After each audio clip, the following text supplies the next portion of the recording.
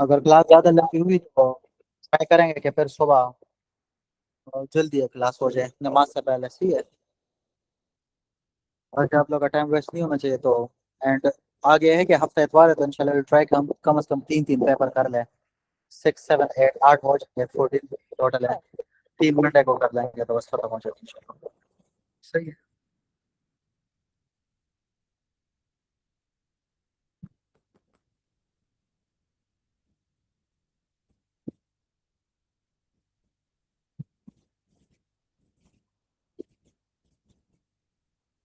अच्छा जी। A patient presented with deep penetrating wound and dog bite के पास आपके पास आए, ठीक है पेशेंट। आपने जो है वुंड की डिब्राइमेंट की है और उसकी वुंड वॉश वगैरह की, और फिर क्लोज नहीं करना मोस्टली जो इन्फेक्टेड वुंड आपके पास हो तो आप छोड़ देते खुला। सही है कि उसमें सेकेंडरी इंटेंशन वुंड हीलिंग आपके पास हो जाए।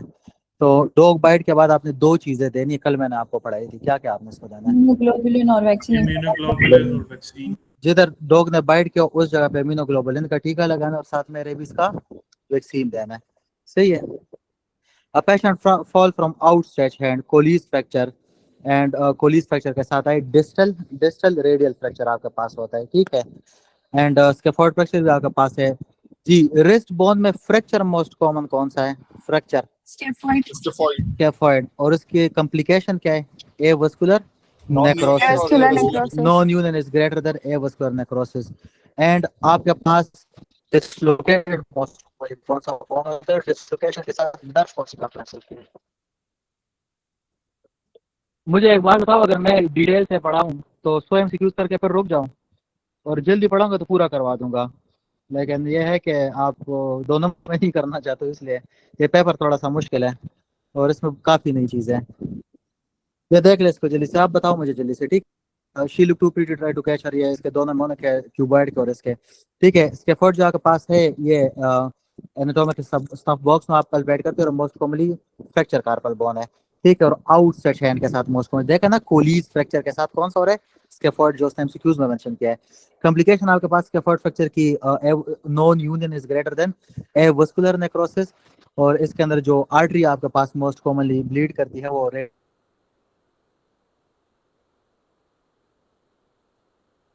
आर्टरी। और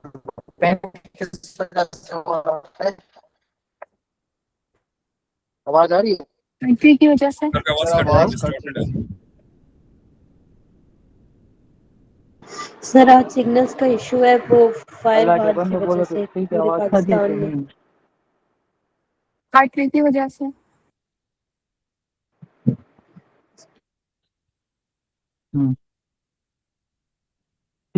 मैडम सर एंट्री की वजह से जी, आवाज नहीं आ रही है को? सर कट के आ रही है। तो अब नेट का क्या किया जाएगा? सर आपकी आवाज बहुत डिस्टॉर्टेड है। जी, अब आवाज आनी चाहिए, अब आवाज आ रही है आपको? No sir cut hello? Distorted है अभी भी डिस्टॉर्टेड है जी ना सर। करें आप, अब नहीं होनी चाहिए। सर आप सही है। अच्छा, मैंने आपसे कहा कि एक तो नेट खराब है, दूसरा मैं एक्सप्लेन करके पढ़ाना चाहता हूँ, तो मैं 100 करवा दूं, इसके 60 रह जाएंगे, उसको सुबह कर लेंगे आराम से, ठीक है। और सुबह 3 पेपर कर लेंगे इंशाल्लाह। सही है। एक नमाज से पहले, एक दोपहर के टाइम में, एक शाम के टाइम में, सही है। और रिविजन भी कर लेंगे। और एक रात के टाइम में भी कर लेंगे। अच्छा जी। ये आपके पास स्कैफोल्ड बोन है, मोस्ट कॉमनली आपके पास ये फ्रैक्चर होता है और इसकी कॉम्प्लिकेशन आपके पास नो यूनिट ग्रेटर देन ए वास्कुलर नेक्रोसिस है। और आर्टरीज में कौन सी ब्लीड करती है आपके पास? रेडियल आर्टरी, ठीक है। डिस्लोकेट कौन सा मोस्ट कॉमनली आपके पास होता है? यूनिट आपके पास डिस्लोकेट होता है। नर्व कौन सा कंप्रेस होता है आपके पास? Median nerve. और कार्पल सिंड्रोम आपके पास करवाते हैं। और हुक ऑफ हेमेट में मोस्ट कॉमनली कौन सा नर्व कंप्रेस होता है? तो अल्नर इसी नर्व, फॉर्म। ठीक है। इस सारों में से एमसीक्यूज आपके पास आएगा, सही है। बाकी ये देख लो, most which bone is most likely involve, क्योंकि इसको आपके पास डिस्प्लेसमेंट हो गई है, डिसलोकेट हो गया, ठीक है। कॉम्प्लिकेशन क्या थी इसकी? Carpal tunnel syndrome. अच्छा जी। आपने पढ़ा ना कि जो आपके पास आपके पास जो सेल मेम्ब्रेन है, ठीक है, ये मोस्ट कॉमनली आपके पास जो है कार्बोहाइड्रेट से बना हुआ होता है। और कार्बोहाइड्रेट जो पैटर्न है आपके पास, जो बैक्टीरिया का कार्बोहाइड्रेट पैटर्न है वो उसका एंटीजन हो जाता है ना। और उस पर आपके पास जो है ना मैक्रोफेजेस पकड़ते हैं अगर आपको यूज ज्यादा तो। ठीक है। A patient taking medication and act as muscarinic acetylcholine receptor antagonist. ठीक है, which of the following classical side effects will be seen in this drug? तो मोस्ट कॉमनली आप ये बताएं कि जब आप आराम कर रहे होते तो कौन सा पैथिक होता है, पैरा है कि सिंपैथेटिक है? आराम से लेटे हो। मेरा पैरा।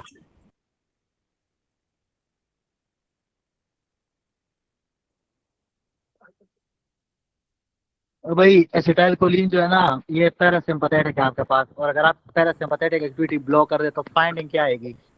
वेजो डायलेशन के वेजो कंस्ट्रिक्शन? आंसर करेक्ट, वेजो कंस्ट्रिक्शन आपके पास होगी। हार्ट रेट इंक्रीज होगा या डिक्रीज होगा? Increase. इंक्रीज। स्लैबर रिलीज होगा due to VIP? Dry mouth होगा. ड्राई माउथ आपके पास क्लासिकल कॉम्प्लिकेशन है इसकी। ठीक है, और अगर ड्राई माउथ ऑप्शन में ना हो तो फिर रेस्पिरेटरी डिप्रेशन है आपके पास। ठीक है, bradycardia respiratory depression most commonly करवा देता है। ठीक है, बाकी पीपल को कंस्ट्रिक्ट सिंपैथेटिक करते हैं ना, सर्वाइकल सिंपैथेटिक चेन डायलेट कौन करेगा? मिडरिएसिस। समझ आ रही है? Parasympathetic. A patient presented with recurrent GIT infection and episode of swelling in the legs. Angioedema. C. C1E. C1 esterase deficiency. Good, perfect. ठीक है, जो इधर न्यू है उनको दिखा देता हूँ जल्दी से। इम्यूनोलॉजी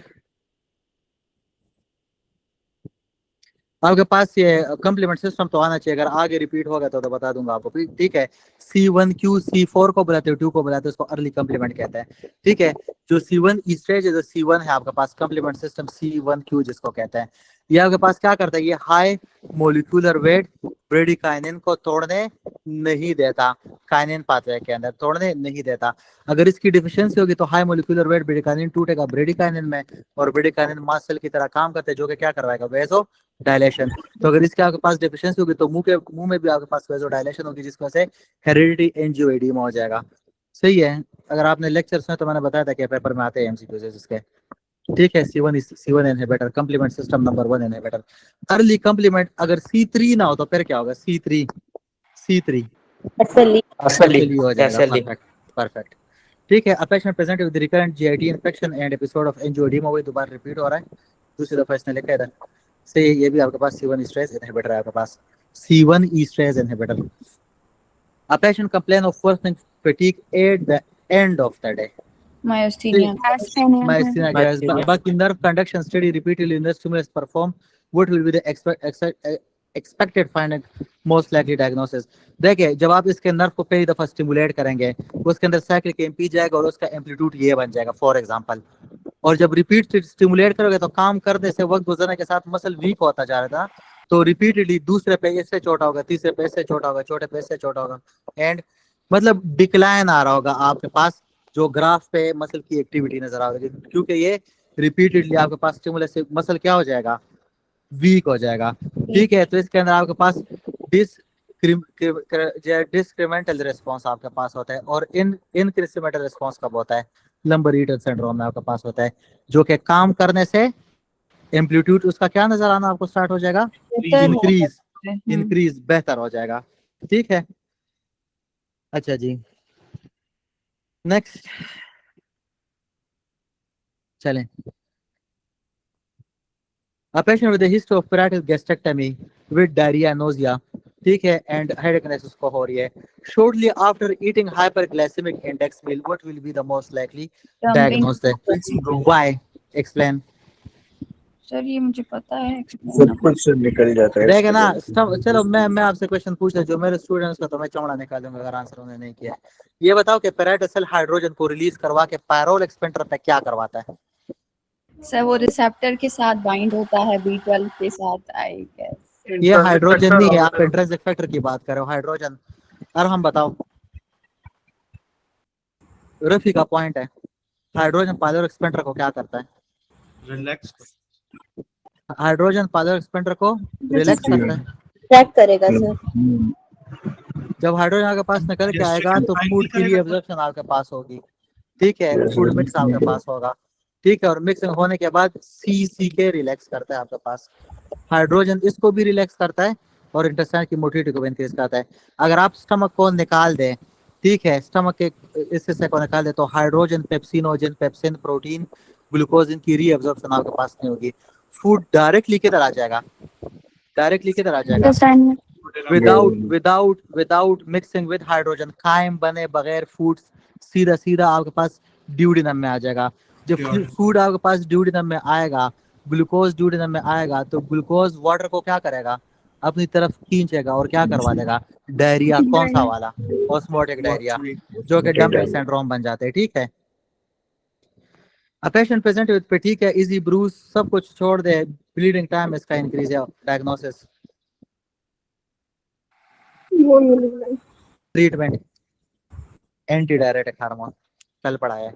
ये ब्लीडिंग टाइम खाली ज्यादा है तो आईटीपी नहीं लिख सकते? मैडम आईटीपी के अंदर आपके पास प्लेटलेट्स काउंट लेस देन 50,000 होते हैं। सर फिर इसने एपीटीटी भी तो नहीं लिखा हुआ ना वॉन मिलीब्रांड के लिए? तो मैडम आपके पास पेशेंट प्रेजेंट हुआ है टीटी और एपीटी, इसके नॉर्मली ब्लीडिंग टाइम प्रोलॉन्ग है और प्लेटलेट काउंट इसका इंक्रीज है। ऑप्शन की तरफ चले जाते हैं। हीमोफीलिया ए हो सकता है, बी हो सकता है। What is ITP? Anyone smart enough to answer? 50 से कम होते हैं प्लेटलेट। होता क्या है ये ऑटोइम्यून है क्या? डिस्ट्रक्शन, थ्रोम्बोसाइटोपेनिया होता है आईजीजी को बनाता है, स्प्लीन आईजीजी को बनाता है और आईजीजी प्लेटलेट्स को कहा जाता है। प्लेटलेट्स के ग्लाइकोप्रोटीन तो 2b3a को डिस्ट्रॉय कर देता है और वही डिस्ट्रॉय प्लेटलेट स्प्लीन के पास जाते हैं, स्प्लीन से एनगल्फ कर देता है। Acute treatment IV immunoglobulin, definitive treatment splenectomy, Pathoma में आपने पढ़ा है। तो आईटीपी ये नहीं हो सकता मैडम। याद है जो इधर मेरे स्टूडेंट बैठे, कार्डियोवास्कुलर और हेमाटोलॉजी पढ़े बगैर नहीं आती समझ, इसके एमसीक्यूज एक्सप्लेन करना बड़े मुश्किल होते हैं। बट समहाउ अगर ऑप्शन को आप देखें तो ये आपके पास। अच्छा, आईटीपी की कॉज बता देना, एक्यूट और क्रॉनिक। सर बच्चों में होती है, सारा एक्यूट बच्चों में होती है गुड, और क्रॉनिक बड़ों में होती है। और गुड प्रोग्नोसिस किसकी है? गुड एक्यूट की है बच्चों में आफ्टर इम्यूनाइजेशन वैक्सीन। ये पेथोमा के वर्ड्स हैं। ठीक है, which of the following most appropriate initial tool for early parental screening and diagnosis of neural tube defect? Tube defect के लिए स्क्रीनिंग अल्ट्रासाउंड है, स्क्रीनिंग अल्ट्रासाउंड। और अगर डायग्नोस्टिक आपने देखे तो फिर आपने अल्फा फीटोप्रोटीन को देखना होता है, जिसके लिए आप कौन सी सिंथेसिस करेंगे? एमनियोसिंथेसिस आप करेंगे। एमनियोटिक फ्लूइड को निकाल के उस अल्फा फीटोप्रोटीन तो अल्ट्रासाउंड पे नजर नहीं आएगा ना, ये फर्स्ट एड के सीएनएस के दूसरे पेज पर अल्ट्रासाउंड लेकर आप देख सकते हैं उधर। What set of cranial nerve are primarily responsible for the coordination of pharyngeal? Nucleus कौन सा है? pharynx, larynx, upper esophagus? ambiguous। ठीक है, responsible for swallowing। ठीक है, और कौन? गई सर आवाज। बता दो पैलेट और ग्लोस कौन सा, क्या कौन सी मूवमेंट करवाते हैं पर्स वाले? Posterior, well done. और 12th क्रेनियल हाइपोग्लोसल के अंदर जो आपके पास स्टाइलोग्लोसिस मसल है, वो कौन सा टफ बनाता है पर्स वाले? सर टंग को एक साइड पे करता है, ट्रोप बनाता है लेटरल, स्वर्लिंग की। वो लेटरल था आपके पास। ठीक है, तो इसके अंदर ऑप्शन देख ले, 5, 7, 9, 10 हो सकता है। इसमें 12 किसने नहीं लिखा? नो नहीं, 7, 10 और 12 हो सकता है, इसने इधर 9 नहीं लिखा। 5 भी नहीं लिखा। नो नहीं, ठीक है, 6, 9, 10, 11, 12 6 हो सकता है। 6 कभी जिक्र हुआ है? 6 तो आंख के लिए है, 6 तो आंख के लिए है। ये मेरे पेपर का एमसीक्यूज है, जिस तरह बता रहा हूं, मैंने इसको डायग्नोस किया था क्योंकि मैं बैठे सोचा था कि ये तो 9, 10 और 11 होता है, तो 9, 10 और 11, 12 इधर लिखा था, तो मैं इस पे कंफ्यूज हो गया था। लेकिन देन आई रिमेंबर के आंख का किस तरह सोलिंग में काम कर सकता है। समझ आई है? जुबान के सारे नर्व है ना, 9, 9, 10, 10, 9, 9, 5, 7 और स्वॉल्विंग है ना, तो पैलेटोग्लोसर के साथ कौन सा आ जाएगा आपके पास? 12। समझ आ रही है कि नहीं? मैं खुद अपने आप को पढ़ा रहा हूँ। इधर कोई स्टूडेंट जी किसी को समझ नहीं है तो उनके लिए मैं एक डायग्राम आपको दिखा देता हूँ उड़ता उड़ता। बाकी ये कॉन्सेप्ट न्यूरो और हेमाटोलॉजी आपको मैंने एक बात बताई थी और अब आप इधर आपको फील होगी क्यों क्या बात थी। ठीक है, देखिए सबसे पहले वेगस नर्व की न्यूक्लियाई देख लो। जो मेडुला ऑब्लांगेटा के अंदर आपके पास है। ठीक है, इसके अंदर आपके पास 3 न्यूक्लियस पड़े हैं। ये न्यूक्लियस ट्रैक्टस सोलिटेरियस है फॉर टेस्ट एंड वोमिटिंग, और इसके नर्व 7, 9 और 10 है। ठीक है, nucleus ambiguus, pharynx, larynx, upper oesophagus and palate की एलिवेशन भी एंड स्वॉलिंग में आपके पास है हेल्प कर रहा होता है। इसके अंदर 9, 10 और 12 नर्व है आपके पास। ठीक है, कि आपके पास डोर्सल मोटर है ना, मोटर तो सेंसरी नहीं हुआ ना, तो वो आपके पास जो है मोटर मूवमेंट करवा रहे। ठीक है, फिर इस साइड पे जब जुबान की तरफ हम आए, टंग स्वॉलिंग करवाते हैं, राइट। जिसको समझ नहीं है उसने मैं भी सीएनएस की क्लासेस नहीं ली, फ्री पढ़ा रहा था मैं। सही है, ये टंग है आपके पास। ठीक है, पोस्टीरियर मोस्ट 10 क्रेनियल नर्व और एंटीरियर 1/3, पोस्टीरियर 1/3 का 9 क्रेनियल नर्व है। दर्द के लिए 5 का V3 है और टेस्ट के लिए 7 है। ठीक है, ये सारी चीजें तो इधर हमें पता लगी ना कि फेरिंक्स, फेरेंजियल आर्चेस, तो ये 9, 10 और 7 टेस्ट का और 5 दर्द वाला। ठीक है, अब इधर देखें, स्टाइलोग्लोसिस जुबान के जो मसले, जीनोग्लोसिस जुबान को पीछे और नीचे लेके जाता है। ठीक है, जीनोग्लोसिस प्रोट्रूजन कराते हो, स्टाइलोग्लोसिस क्या करवा रहा है, side of the tongue to create a trough for swallowing. तो कौन सा नर्व होगा है, 12। स्वॉलिंग करवा रहे हैं ना, स्वॉलिंग करवा रहे हैं तो 12। फिर जुबान के सारे नर्व 12 से है, लेकिन सारे मसल 12 से, लेकिन एक ऐसा मसल है जो 10 उसको इनर्वेट कर रहा है, दैट इज पैलेटोग्लोसिस, जो कि पोस्टीरियर टफ बनाते हैं फॉर स्वॉलिंग। ये पोस्टीरियर टफ ना हो ना तो निगलने की बजाय वापसने वाला बाहर आएगा, सबसे पीछे वाला। ठीक है, सही है। तो इस पूरी थ्योरी से 12 और 10 तो हो गया ना, 12 और 10 तो हो गया ना। फिर पीछे अगर हम न्यूक्लियस एम्बिगुअस को देखें तो 9 भी साथ में इसके आ गए। सही है, तो 9, 11 और 12 एंड 10 ये आपके पास इधर से आ गए। सही है, इधर तक तो कंफ्यूजन नहीं होनी चाहिए ना, इधर तक तो थ्योरी होगी ना। 7, 9, 10 और 12 ये तो थ्योरी होगी ना। समझ आ गई कि नहीं आई? yes. ये तो इस थ्योरी से ही समझ आ गई ना। अब दोनों में देखो तो 9, 10, 11, 12, 11 था ट्रेपीजियस का था, और वो तो मूवमेंट करवा रहा था आपके पास, राइट। तो 6 LR6 हो सकता है कि नहीं, 5 वाले से यह ऑप्शन बन रहा है इधर, 5 वाला ठीक बन रहा है। क्योंकि 5 जो भी है लेकिन जुबान का तो है ना, स्वॉलिंग वाला तो है ना, टेस्ट वाली दर्द वाला तो है ना, जुबान को इनर्वेट तो कर रहा है ना, समझ आ रही है। और 6 आंख को इनर्वेट कर रही है, समझ आ रही है इसकी। ये बड़ा मुश्किल एमसीक्यू था, मेरे 10 मिनट इस पे लगे थे, मैं बैठ के सोच रहा था कि क्या हो सकता है। सही है, स्वॉलिंग एंड एक्सोनल, जब नर्व इंजरी होगा सेल बॉडी में कौन सा प्रोसेस होगा, क्रोमेटोलाइसिस। सेल मेम्ब्रेन आपके पास जो है सेल बॉडी स्वेल करेगी, न्यूक्लियस डिस्पर्स करेगा, और न्यूक्लियस पेरिफेरी पे आएगा, और नेसेसरी सब्सटेंस एंडोप्लाज्मिक रेटिकुलम इसका क्या कर जाएगा, डिस्पर्स कर जाएगा।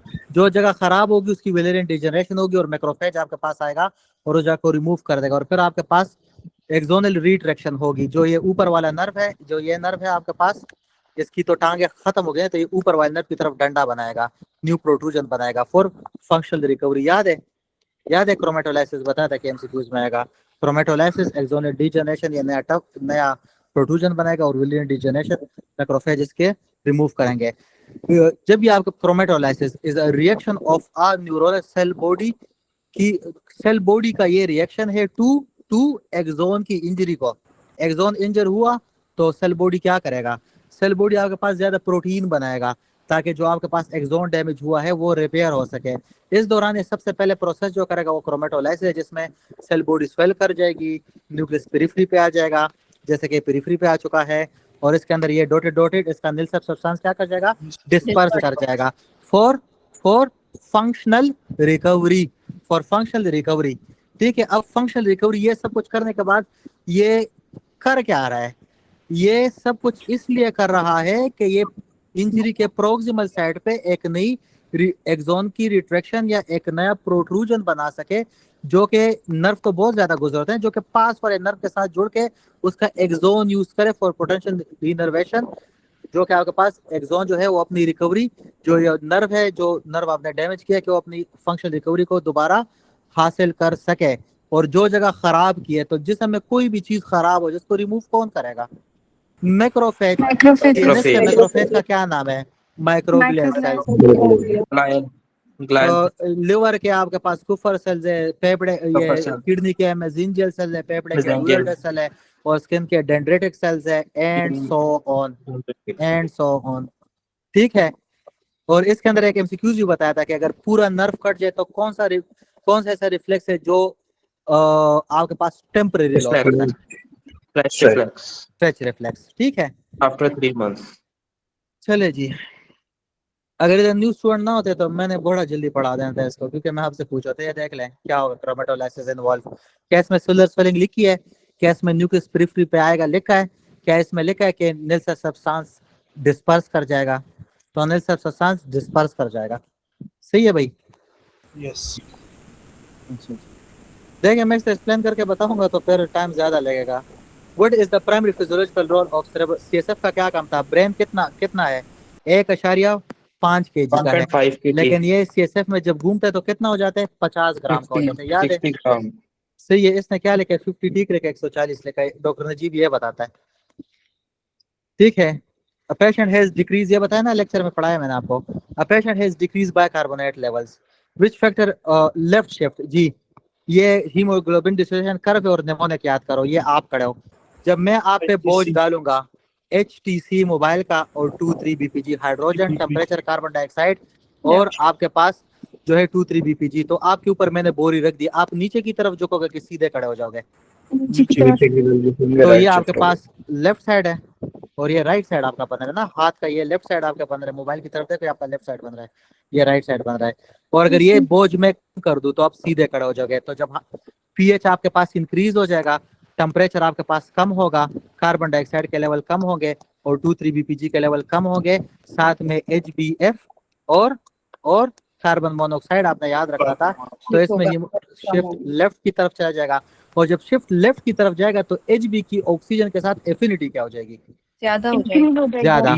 और जब आप पे इतना ज्यादा बोझ मैंने डाले तो HB जो आपके जेब में पड़ी और उसने जेब में ऑक्सीजन पत्थर को रखा है, तो इतने बोझ के साथ अपने जेब में पत्थर लेके घूमोगे? बिल्कुल पत्थर लेके नहीं घूमोगे। ठीक है, तो आप ऑक्सीजन को रिलीज कर दोगे, आपकी एफिनिटी ऑक्सीजन के साथ कम हो जाती है इन राइट। ठीक है, पूरा मैंने आपको पढ़ा था अगर आपको याद हो। अब इसने लेफ्ट की तरफ भेजा है, इंक्रीज कार्बन डाइऑक्साइड, लेफ्ट और right increase temperature right, decrease आपका आंसर है। पीएच का मतलब है हाइड्रोजन का ज्यादा होना। सही है।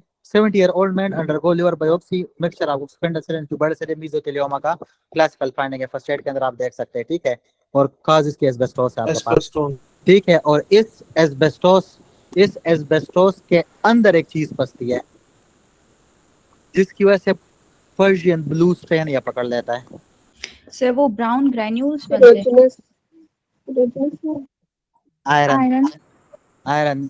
ठीक है, और बताया था कि हीमोक्रोमेटोसिस में भी आपके पास पर्शियन ब्लू स्ट्रेन पकड़ता है।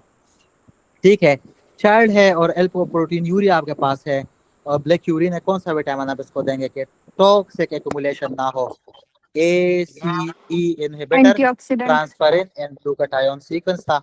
ग्लूटाथियोन होता पहले टेक करते हैं ट्रांसफरिन, फिर उसके बाद फिर विटामिन E, फिर C और फिर A टेक करने हैं। इसमें एंटीऑक्सीडेंट वाला कौन सा है जो कि टॉक्सिक सब्सटेंस को रिमूव करेगा? ठीक है, आपके पास ferric chloride test is traditionally used for urine screening to detect which metabolic disorder. आपके पास फिनाइल कीटोन्यूरिया है। बायोकेमिस्ट्री पूरी A to Z पढ़ाई थी और ये तो स्पेशल टाइम निकाल के मैंने आपको पढ़ाया, तो इसका एक्स्ट्रा लेक्चर भी अपलोड किया था मैंने। ठीक है, ABGs बताएं। Acidosis, alkalosis? Acidosis. Carbon dioxide ज्यादा हो गया है, रेस्पिरेटरी एसिडोसिस। बाइकार्बोनेट भी कम हो गया है, तो कौन सा? Mix respiratory plus metabolic acidosis. सबसे पहले क्या क्वेश्चन पूछना है अपने आप से कि एसिडोसिस है कि अल्कलोसिस है? अगर एसिडोसिस है तो कार्बन डाइऑक्साइड को बढ़ जाना चाहिए और HCO3 को कम हो जाना चाहिए। जो चीज फॉलो करेगी वही इसका आंसर है। कोई न्यू बंदा बैठो तो ये मैं एक्सप्लेन कर लेता हूँ, अगर नहीं है तो आगे मैं मूव करता हूँ। बताएं, एक MCQ इधर से आता है। सर एंटीऑक्सीडेंट में पहले विटामिन E टिक करना है या विटामिन C? सबसे पहले ग्लूटाथियोन, फिर ट्रांसफेरिन, फिर विटामिन E, फिर विटामिन C, फिर vitamin A। ACE inhibitor, transferrin, glutathione, और इसको उल्टा पढ़ना है, उल्टा पढ़ना है। पीछे से इस तरफ आना है, इस ग्रेटर देन के लिए पीछे की तरफ से आना है। सही है। फिर तो अगर इस MCQ में ऑप्शन ग्लूटाथियोन का होता तो हम वो करते। फॉर श्योर, आप एंटीऑक्सीडेंट है। यस, अच्छा, और Yes. अगर फिर ट्रांसफेरिन फिर विटामिन ई तो तब वो करते हैं। फिर ठीक सी फिर ए, ये सीक्वेंस है इसका, सही है मैडम? ठीक है सर, ठीक है। अब pregnant patient present hyperemesis gravidarum क्यों होता है भाई? प्रेग्नेंट फीमेल को उल्टी क्यों होती है? चलो मैंने एक वर्ड इसका लिखते हैं। थायराइड सर हाइपोथायरॉयडिज्म में होती है। फिर molar pregnancy hyperemesis gravidarum. Trophoblast अब ट्रोफोब्लास्ट आपने तब बोले जब मैंने कॉल लिया है। Trophoblast is the right answer. Blocker कौन सा दोगे? कार्डियोवास्कुलर में ये न्यूरो में पढ़ा है। कौन से sir? H1 blocker H1 block. Histamine block आप लेंगे। Perfect perfect. आज भी ये देखो ट्रोफोब्लास्ट करके सर्कल लगा हुआ है, ठीक है। ये देख ले हाइपर एमएस ग्रेविडम आपके पास होता है most commonly due to increase profession of कौन सा? Only trophoblast. तो मोलर प्रेगनेंसी आपके पास ट्रोफोब्लास्ट आपके पास ज्यादा, फीमेल को होगी वोमिटिंग। अब उल्टी में कौन सी चीज लॉस होती है और डायरिया में कौन सी चीज लॉस होता है? सर डायरिया में क्लोराइड और वॉमिटिंग में Bicarbonate HCl। और हाइड्रोजन भी। हाइड्रोजन और उल्टी में हाइड्रोजन और डायरिया में HCO3। तो इसको क्या होगा उल्टियों के बाद? एल्केलोसिस होगी। Respiratory metabolic alkalosis. पूरा है ना, मेटाबॉलिक। ठीक है। अ पेशेंट, ये देख लो मेटाबॉलिक है जिसको यकीन नहीं है मुझ पे। A patient experience intense etching, ये तो बता दो ना। ये तो मैं बताया कि गर्म पॉलीसाइथीमिया वेरा। पॉलीसाइथीमिया। ये एरेथ्रोसाइट का कैंसर है और ये वाहिद कैंसर है जिसमें डैश डिग्री नॉर्मल होता है। एरिथ्रोपोएटिन नॉर्मल होता है। नॉर्मल होता है और इसका नाम प्राइमरी, इसको प्राइमरी भी हम कह सकते हैं, लेकिन इधर प्राइमरी के लिए पॉलीसाइथीमिया रोब्रा वेरा का नाम यूज हुआ है। ठीक है। और ये हॉट शावर लेने से इसको इचिंग हो क्यों रही है? हॉट चीज शावर लेने से कौन सी चीज रिलीज हो रही है? पेथोमा के वर्ड्स है। Histamine mast cell degranulation. Histamine. Perfect. अगर आपके ऐसे कॉन्सेप्ट है तो आप फेल कैसे हो गए? मुश्किल है। ठीक है। A patient present emergency department RDA के बाद आपके पास है फ्रैक्चर हो गया फीमर का, ठीक है। लॉन्ग टर्म, मुझे सिर्फ ये बता दो कि फेट एम्बोलिज्म करने के लिए टाइम कितना इंपॉर्टेंट है? Sir 12 hours 48 to 72 hours. देख ले आज भी लेक्चर मेरे को पढ़ा होगा, ठीक है। और आपके पास आपके पास जो है फैट एम्बोलिज्म होगी। बाकी फ्रैक्चर हो तो अभी आपको मैं पढ़ा है non union is greater then a vascular necrosis for स्केफोइड वाला। for scaphoid। सर इसका तो ये वेस्कुलर ही है ना?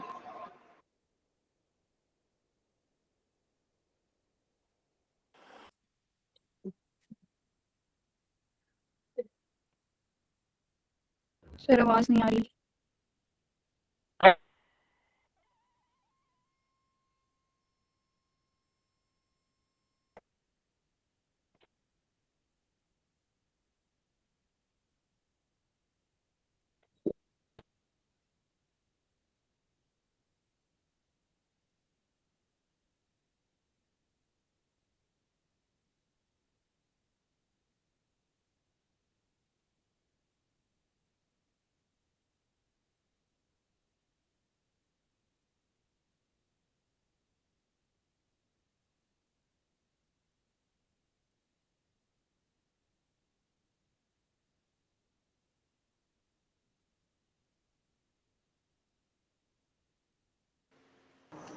आवाज नहीं आ रही।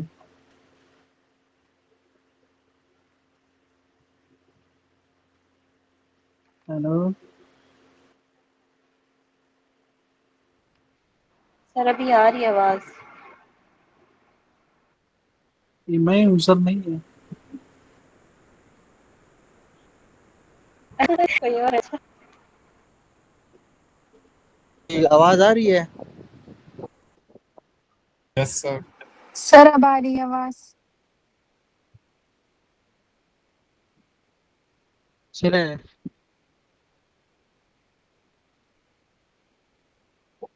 जी मैंने आपसे ये पूछा है कि जब नेको फीमर की ए वसुलर नेक्रोसिस होगी तो आर्टरी कौन सी इन्वॉल्व होती है मोस्ट कॉमनली? 10 दफा सर पूछते रेटिनोकुलर। वैसे हैं? Major circumflex. ना करो, ये लिखा है हेड नहीं लिखा।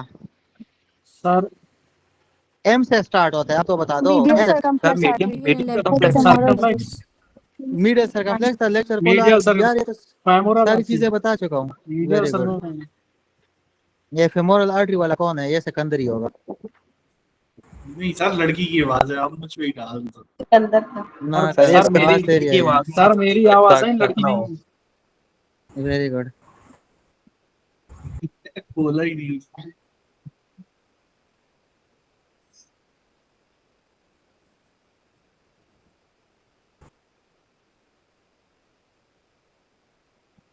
अब ढूंढ के निकाल के कौन दे। चले इधर ये देख लेना, मीडियल ये सही है। एवस्कुलर नेक्रोसिस होती है, ये वाटरशेड एरिया आपके पास, सही है। Which of the following clinical characteristics most typical on onset of fat embolism syndrome for long term occur after 48 to 72 hours? ठीक है। 1 to 3 days. 1 to 3 days. 24 घंटे के बाद एक दिन गुजर जाता है ना। Which vein structure serve as a primary conductor connected the facial vein to the cavernous sinus, providing a potential route for the spread of infection? ये मैडम ने मुझसे पूछा था और उसने कहा था कि आई Chemistry vein, sir. ना करा यार। Superior ophthalmic Sir, when. superior ophthalmic vein. ophthalmic vein.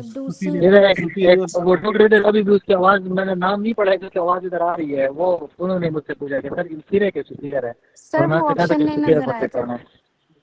नहीं ना। हशफंग डिजीज के अंदर आपके पास बाय एंटायरिक प्लेक्सिस नहीं होते, किस जगह के ये भी पढ़ाया था? Rectum, rectus sigmoid area. Sigmoid. Sir Sigmoid. Sigmoid ही है। During the process of leukocyte जब बाहर की तरफ ट्रांसमाइग्रेशन। ठीक है। ठीक है। ठीक है, डायबिटीज। ठीक है। ठीक है। ये आपके पास भाई क्लोस्ट्रीडियम टेटनाई और एक आपके पास बोटुलिज्म टॉक्सिन होता है। बोटुलिज्म टॉक्सिन किसे ब्लॉक करता है और क्लोस्ट्रीडियम टेटनास कैल्शियम किसे चैनल। ब्लॉक कर देता Sir, Botulism botulinum toxin colon को करता है. को है। और ये Clostridium GABA को. गावा। GABA inhibiting neurotoxin. और लॉक जा हो जाता है। ठीक है, माइक्रो में पढ़ा है। ये कौन सा टॉक्सिन है? ये नर्व को उड़ा रहा Neurotoxin. Neurotoxin. है। जल्दी जल्दी बताया करना। सही है। चले सो हमें माइक्रो का ले क्या याद है तुझे? उड़ते उड़ते पढ़ेंगे, ठीक है, टाइम ज़्यादा नहीं लेंगे। चल जा भाई। वो जरासीम जो कि प्रोटीन को ब्लॉक करते हैं, इसमें डिप्टेरिया है और डिप्टेरिया का आपको ब्राउन कलर नजर आएगा। कॉज ऑफ डेथ मायोकार्डाइटिस, सीधे सीधे इसके एमसीक्यूज है। सुबह एक लेक्चर शेयर पढ़ लेना, ठीक है। बाकी आपके पास EF2 को ब्लॉक करते हैं, ये भी एमसीक्यूज है। सूडोमोनास से काम करता है, ठीक है। शेकेल को आपके पास राइबोसोम के 60S को ब्लॉक कर देता है। प्रोटीन से आपके पास नहीं होती, हाइपरयूरेमिक सिंड्रोम आपके पास हो जाता है, डायरिया होता है। वो जरासीम डायरिया करवाता है। इकोल है आपके पास साइक्लिक के लेवल जब दिल में बढ़ेंगे तो कंट्रैक्शन, और जब जीआईटी में तो पढ़ा चुका ना, ये तो बता दो, रिलैक्सेशन और आपके पास डायरिया आपके पास होगा, ठीक है। बस जो हीट लिबाल है वो साइक्लिक जेएमपी को बढ़ा के डायलेशन करवा के डायरिया करवाएंगे, ठीक। जो आपके पास बैसिलस एंथ्रेक्स है तो इसके दो है आपका, ठीक है। एक इशार करवाता है, दूसरा आपका क्या करवा रहा हूँ, एक ठीक है। इशार करवाएगा. ठीक है। विब्रोक्लोर आप, ठीक है। बहुत ज्यादा डिस्टॉर्शन है आपकी वॉइस में। सर, आपकी आवाज बहुत साइक्लिन डिस्टॉर्ट हो रही है. रेगुलेटरी चलता ही रहता है, ये बेटर नहीं एडिनाइल प्लेस बस आपकी आवाज नहीं आ रही. अभी भी है।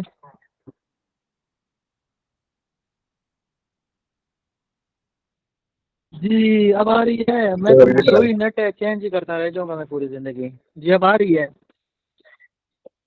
नो सर, अभी भी डिस्टॉर्शन है. अब तो आनी चाहिए। सर कसम। चलें, सही है। अब आपके पास विब्रोक्लोरा साइक्लिक जेपी को ब्लॉक नहीं होने दे रहा, तो पूरी जिंदगी साइक्लिक एमपी निकलेगी ना, और जब पूरी जिंदगी निकलेगी तो डायरिया कर करके मर जाओगे। Severe electrolyte imbalance and death कौन सा जरासीम है?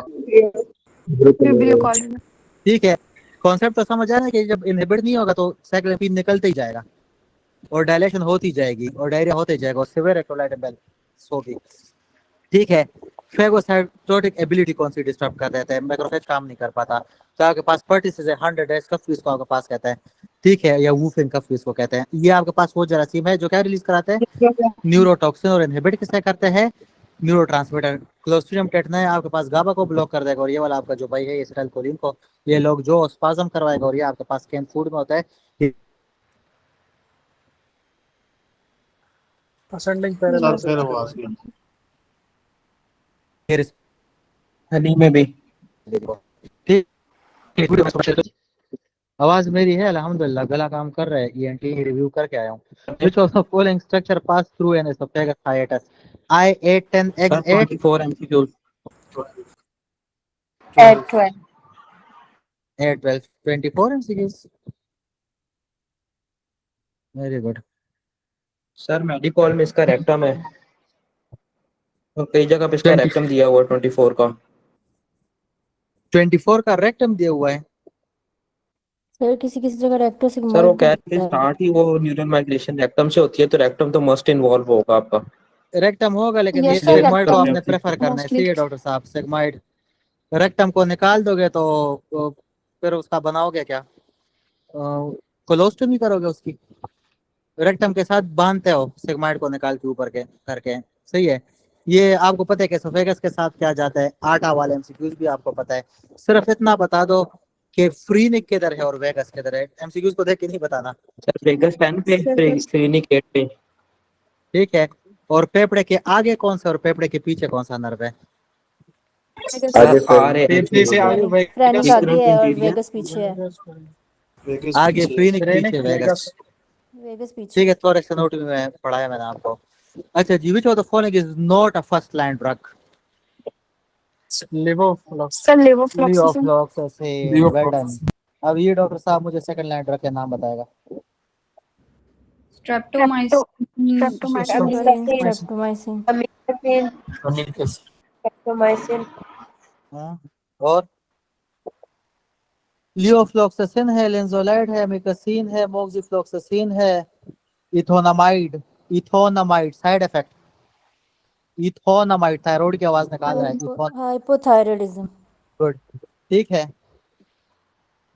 चले भाई, और इससे पहले कौन सा दोगे, कल पढ़ चुके हो, पहले 4 दोगे फिर आइसोसिड और रिफम्पिसिन दोगे, ठीक है भाई। Which of the following anatomical event occur at angle of Louis, angle of Louis, angle of Louis पे ट्रेकिया बाइफरकेट करता है, किस लेवल पे होता है, कॉमन कैरोटिड T4 T5। मेरे पेपर का एमसीक्यू था कि ब्रोंकियल आर्टरी पर किधर होती है, तो T5 T6 है, सही है। पेपर 1 के एमसीक्यूज है। और क्या होता है, ये दिल है, असेंडिंग अयोर्टा, असेंडिंग असेंडिंग एओर्टा और डिसेंडिंग एओर्टा स्टार्ट होता है। असेंडिंग जो है वो इंफीरियर मिड में है, लेकिन start of arch of aorta and end of arch of aorta किधर है, वो superior mid angle of Louis के लेवल पे है, ठीक है। एंगल ऑफ लुइस के पास देख लो, arch of aorta begins and end, ये जो अभी मैंने आपको बताया, एज़ेगस वेन एंटर करते हैं superior vena cava and bifurcation of the trachea, ये सब कुछ किधर होता है, सारे के सारे एंगल ऑफ लुइस पे होता है, ठीक है। एंगल ऑफ लुइस इंपॉर्टेंट था, पूरा ड्रॉ करके आपको बताया था मैंने। अ patient present with low grade fever, draw करूं, कोई इधर है जिसे समझनी है कि ड्रॉ कर दूं या स्नेल नोट में कॉल के बता दूं, आंसर करें। A patient presented with low grade fever, night sweats, 10 kg weight loss over a month, examination revealed painless tuberculosis. हाँ ठीक है सर, ट्यूबरकुलोसिस। ट्यूबरकुलोसिस जो एक बात सुनो, एक बात सुने, एक सर बात मेरी सुनो हेपेटोस्प्लीनोमेगाली जी। वो नहीं होता ट्यूबरक्यूलोसिस नहीं नहीं नहीं नहीं नहीं नहीं, एक क्वेश्चन, सिर्फ एक सिंपल क्वेश्चन, पेनफुल और पेनलेस के बारे में कल कुछ बताया, वो सिर्फ बता दो। पेनलेस कैंसर है। पेनफुल इन्फेक्शन, पेनलेस कैंसर होता है और painful malignancy, painful infection, infection है, और पेनलेस मैलिग्नेंसी। हाँ, कैंसर। तो क्या ये टीबी हो सकता है, क्या ये इन्फेक्शन है, नहीं। सर पेनलेस है, तो क्या आंसर बन गया, हॉजकिन लिम्फोमा, सही है, कैंसर बन गया हॉजकिन, सही है। इधर अगर पेनफुल लिख देता ना तो सीधे टीबी हो जाती। A patient with hyper तो बायलैटरल हमें लिम्फेडिनोपैथी मिलती है, उसमें सिर्फ वो ग्रेन्युलोमा ही देगा हमें, non S granuloma. for sarcoidosis and S for symmetrical and asymmetrical bilateral high lymphadenopathy TB होती है। बाकी जिस साहिबान ने हेपेटोस्प्लीनोमेगेली बोले तो वो भी बिल्कुल करेक्ट है, क्योंकि स्प्लीन वाहिद चीज़ है जिसको हम हेमाटोलॉजी में पढ़ते और एब्डोमिनल में नहीं पढ़ते। स्प्लीन साफ करते हैं खून को, तो हॉजकिन लिम्फोमा में जब खराब बी सेल बनेगा तो उसको स्प्लीन रिमूव कर रहा होगा आपके पास, तो स्प्लीनोमेगेली भी हो जाएगी। ठीक है। और टीबी के अंदर सर्वाइकल लिम्फोडेनोपैथी होती है। ठीक है। नाइट स्वेट्स होते हैं, लो ग्रेड फीवर होता है और वेट लॉस होता है। इसमें नाइट स्वेट्स हैं, बिल्कुल है। Painful and painless, painful and painless, बस ये क्लेंच पॉइंट है इसका। A patient with hypertension start with new medication, subsequently develop polyuria, polydipsia and RBS उसका more than 200 है।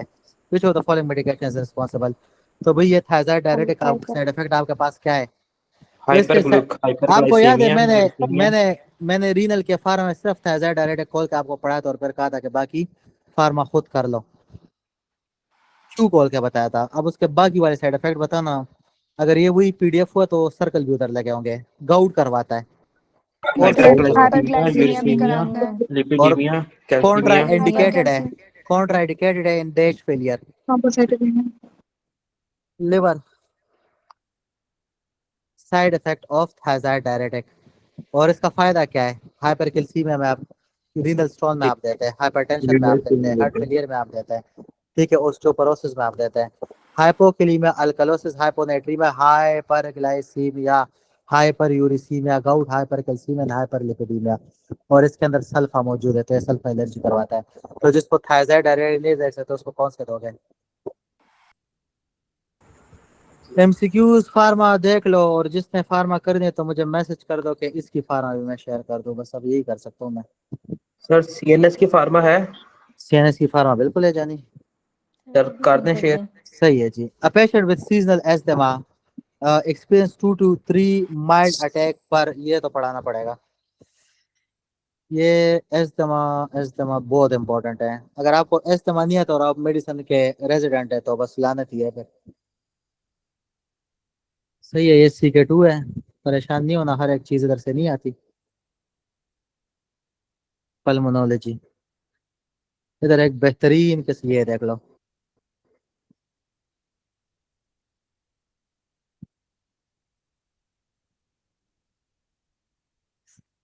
भाई एस्थमा की डायग्नोसिस बहुत हाई यील्ड है। माइल्ड एस्थमा है और इंटरमीडिएट है, फिर माइल्ड है लेकिन प्रेसिस्टेंट है, परसिस्टेंट। फिर मॉडरेट प्रेसिस्टेंट है और फिर सिवियर प्रेसिस्टेंट है आपके पास। ठीक है, ठीक है, ये इसके आपके पास टाइप्स हो गए। अब एक बंदा आपके पास आते पूरे महीने में कहता है कि सांस बंद होने की वजह से मेरी आंख खुल रही है लेकिन 2 दफा से कम रात को। ठीक है, तो या उसको एस्थमा का अटैक आ रहा है रात में कितने टाइम से कम, मतलब 1 दफा आ रहा है ना, 2 से कम 1 दफा आ रहा है ना। पूरे महीने में रात को अटैक कब आ रहा है उसे एस्थमा का? हिस्ट्री आप उससे ले रहे हैं। आप हाउस ऑफिसर बन गए हो जी, हाउस ऑफिसर हो, हिस्ट्री ले रहे हो, कहते हैं डॉक्टर साहब रात में 1 दफा आया है। सही है। और हफ्ते में दिन को कितनी दफा आता है? 1 दफा आता है। 2 से कम 1 दफा हो गया ना, तो हफ्ते में 1 दफा या पूरे महीने में रात में 1 दफा कौन सा हो जाता है? आंसर करते जाओ भाई प्लीज। माइल्ड। माइल्ड। फिर आपसे वो कहते हैं कि भाई मुझे वीक में 2 दफा आता है, ठीक है, लेकिन हर एक दिन को 1 दफा से कम आता है, मतलब कभी कभार आता है ना। वीक में 2 दफा, तो रोजाना तो नहीं आ रहा ना। इसको क्या रोजाना आ रहा है दिन में? क्या रोजाना दिन को हो रहा है? नहीं हो रहा। अब 2 दफा से ज्यादा इसकी आंख खुल रही। पहले 1 दफा रात को आता था, अब 2 दफा आता है। पहले 1 दफा वीक में, अब 2 दफा वीक में। समझ आई है? लेकिन रोजाना आ रहा है, रोजाना हो रहा है? नहीं हो रहा। ये बड़ा मुश्किल है, ये रट आपने मारना है। सही है, और ये बहुत हाई यील्ड है। अब नीचे आ जाओ तो ये इसको डेली आ रहा है, और वीक में एक एक वीक में, अब पहले महीने में बात चली थी, अब किधर आ गए हो? अब हफ्ते में 1 दफा से ज्यादा उसको नाइट में हो रहा है। ठीक है। और सिवियर पता नहीं, बस होता ही रहता है, फ्रीक्वेंटली होता ही रहता है जी। अब आप बताओ, रात को 1 दफा और हफ्ते में 1 दफा, आपके पास क्या है? माइल्ड, इंटरमीडिएट है। 2 दफा, 2 दफा माइल्ड, प्रेसिस्टेंट।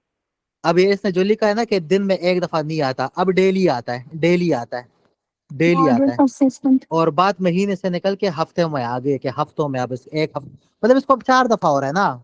हफ्ते में 1 दफा, 4 दफा, ये महीने में 2 दफा, तो ये 2 हफ्तों में 1 दफा, और ये 4 हफ्तों में 1 दफा। कुछ समझ आ रही? 4 हफ्ते, 2 हफ्ते, 1 हफ्ता। समझ आ रही? ड्यूरेशन को डिक्रीज कर रहे हो। मैं समझा सकता हूँ, याद करना आपका काम है, फिर बैठ के याद करो। फिर आप अगर FE1 FEC के लिहाज से आपसे पूछे कि भाई माइल्ड मॉडरेट परसिस्टेंस या सेवेर परसिस्टेंट कौन सा है आपके पास, तो FE1 सर, आप FEC। ये पेज शेयर कर देंगे, जी ये वाली स्लाइड शेयर कर देंगे ग्रुप में? डॉक्टर साहब इसी वक्त स्क्रीनशॉट आप ले लें, सही है, ले लें आप स्क्रीनशॉट, मैं शेयर भी कर दूंगा। FE1 की आपके पास रेशो अगर 80 से ऊपर हो जाए तो माइल्ड, अब देखते जाओ ना, अगर 80 से कम या ज्यादा हो, 60 to 80 और 60, इधर तक तो बात समझ आ गई। ट्रीटमेंट पे आप आ जाओ। सबसे पहले इसको आपने साबा देना है। किस में साबा दोगे? एक एक दफा में, ठीक है। कितने हफ्तों में एक दफा? अब हफ्ते की का मतलब नाइट है, ठीक है। एक एक दफा में साबा दे दो। अब ये दो दो दफा हो गए, तो साबा तो दोगे ही दोगे, साथ में कौन सी चीज ऐड होगी? Inhaled corticosteroid. You have to remember it is inhaled, Inhaled but one. when you jump to the severe it become IV। ये सीधा सीधा MCQs है कि IV कब बन जाता है, ठीक है। तो सिवियर में IV बन जाता है, ये मैं आपको समझाता हूँ, देखते जाओ, ठीक है। अब थर्ड स्टेप ये दोनों आपने दे दिए, अब क्या हो गए?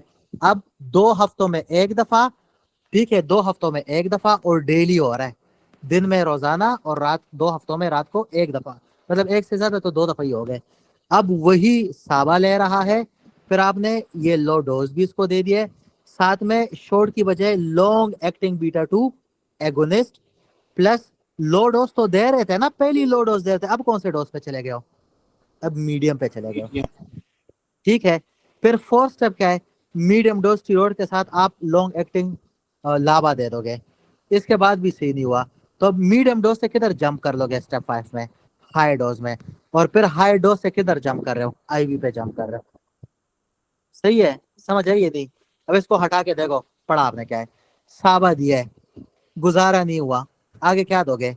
लो डोज दोगे। अब ये एड हो रहे, सही, ये प्लस हो रहे, ये सारे प्लस हो रहे, लो डोज से भी गुजारा नहीं हुआ, अब आप इसको मीडियम डोज दोगे, लेकिन साथ में लावा ऐड हो गया, लावा मीडियम डोज से अब ये प्लस हो रहे सारे, सही, बार बार नहीं लिख सकता हूँ, इससे भी गुजारा नहीं, तो मीडियम डोज हाई डोज हो जाएगा, ये सारे ऐड हो रहे, हाई डोज से भी नहीं हो रहा तो फिर आपके पास IV हो जाएगा स्टीरॉयड। समझ आइए? Yes, है sir. ये कॉम्प्लिकेटेड लेकिन है बड़ा हाई यील्ड। ये मेरे NLE का स्टेशन था, सही है, ये किसी को नहीं आ रहा था और इसको कम से कम 3 दिन में मैंने रट्टा मारा था। है ये मजे का, इंशाल्लाह एक दफा रट्टा मारो ना, जब समझ आनी शुरू हो जाएगी ना तो खुद आप ऐड करते जाओगे। देखो दोबारा एक दफा देख लो, सही है, आप लोगों के लिए एक एक दफा हो रहा है, सही है, एक एक दफा हो रहा है, और 80 है, 80 से कम चले जाओ, 2 दफा हो रहा है, एक एक दफा, 2 दफा, तो 1 से जब 2 पे जंप करोगे तो इंटरमीडिएट से क्या हो जाएगा? परसिस्टेंट। और साबा के साथ कौन सी चीज होगी? स्टीरॉयड। तो ये तो एक जैसे ही है ना, अगर माइल्ड दोनों पे लेकर आ रहा है तो 80 से ऊपर या 80, देखो ना 80 सेम हो गया, 80 सेम हो गया, और 1 और 2, पहले नंबर पे क्या पड़ा है? इंटरमीडिएट, ABCDEFGHIJKLMNOP, पहले नंबर पे I याद है तो 1 है, दूसरे नंबर पे P याद है तो 2 है। समझ आ रही है? पहले नंबर पे साबा है, दूसरे नंबर पे लोड हो जेड हो गया, ये याद हो गया आपको? इजी। ये हट गया, ये बस आंखों से हटा दो, सही है। अब नीचे आ जाओ। अब भाई बात किस पे आ गई है? 1-2 से निकल के रोजाना की बात हो गई भाई, रोजाना हो रहा है, ठीक है, रोजाना हो रहा है। और अब हफ्ते में आपके पास एक दफा हो रहा है, मोर देन 1 टाइम तो 2 दफा, ठीक है। तो इधर भी 2 दफा और उधर भी 2 दफा। अब इनको कैसे मैं डिफरेंशिएट करूं? तो ये 2 हफ्ते हैं और ये 1 हफ्ता है। क्या मैंने 1 to 1 नहीं लिख दिया? 1 to 1 हो गए? नहीं हो गए, सही है। अब ये 80 है ना, 80 में से 20 माइनस करो, 2 वाले 20 माइनस करो तो 60 से 80, फिर और 20, फिर 60 पड़ा है ना, 60 याद किया ना, तो 60 से कम कर दो। समझ आ रही है? तो 1 याद करोगे तो नीचे वाला खुद याद आता रहेगा आपको, समझ आ गई है? इसी तरह ऊपर वाले याद करोगे तो नीचे वाला ऐड करना आपके लिए खुद आसान हो जाएगा। ऊपर वाला याद करोगे तो नीचे वाला ऐड करना खुद आसान हो जाता है। ये इसका सीक्वेंस है और आई होप जब आप इसको बैठ के करेंगे तो इंशाल्लाह फिंगर टिप पे होगा, और ये इंपॉर्टेंट बहुत है, ठीक है। इसमें चलता रहेगा सर, इनहेल्ड कॉर्टिकोस्टेरॉइड के साथ IV पे चले जाएंगे इसमें? हाँ, ये प्लस हो रहा है ना, अगर C नहीं हो रहा तो प्लस करोगे ना, प्लस करोगे, ठीक हो गया। ये वो हाइपरटेंशन वाला ABCD वाली बात है, प्लस करते जाओगे। अब आप बता दो भाई, अब तो बताओ। इज्तिमा है पर वीक है, इतना बता दो बस, बाकी याद करने बैठ जाना। पर वीक है कौन सा है? सर सेकंड वाला तीसरे वाला 1 to 1, 1 to 1 moderate Moderate persistent. Persistent है आपके पास। लो डोज भी इसने लिख दिया भाई, इससे देख के बता देते हैं। स्टीरॉयड एंड साबा। नेक्स्ट मैनेजमेंट बताओ कौन सी चीज ऐड करोगे? लाबा। लाबा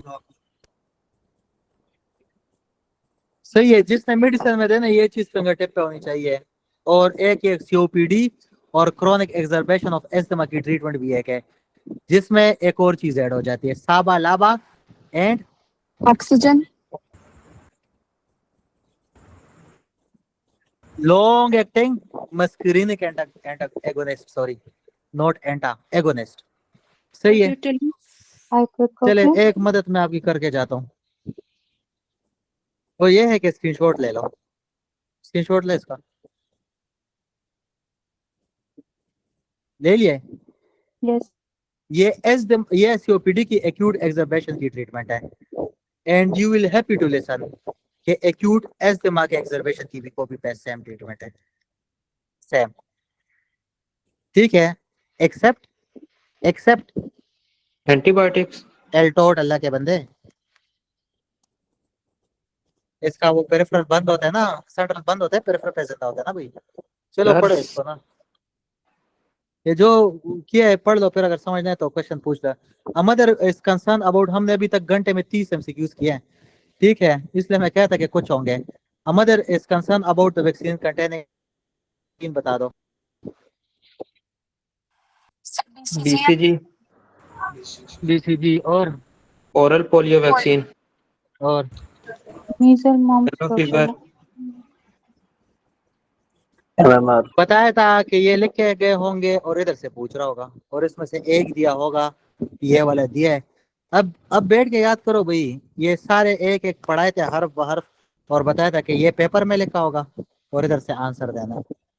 याद होगा आपको, आज भी लेक्चर खोल के देख लो, रिकॉर्डेड फॉर्म में पढ़ा है। सही है।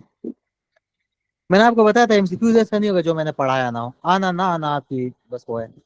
एंटी कॉन्स्टिपेशन एजेंट, ये GIT की फार्मा है। सही है, मैसेज कर लीजिएगा, ये भी मैं शेयर कर लेता हूँ। सही है जी। मैग्नीशियम मोशन करवाता है, aluminium Constipation. Constipation constipation minimum. करवाता है, और बल्क प्रोड्यूसिंग लेक्सेटिव के नाम बता दें। Methyl cellulose है वो. Cellulose. Cellulose. Sodium and methyl चले, cellulose. जिसने जिसने फार्मा पढ़ी है, तो ये क्या है, सेलुलोज क्या चीज है? सर हाथी ये है, गधा है, घोड़ा है, पौधा है? Sir fiber है.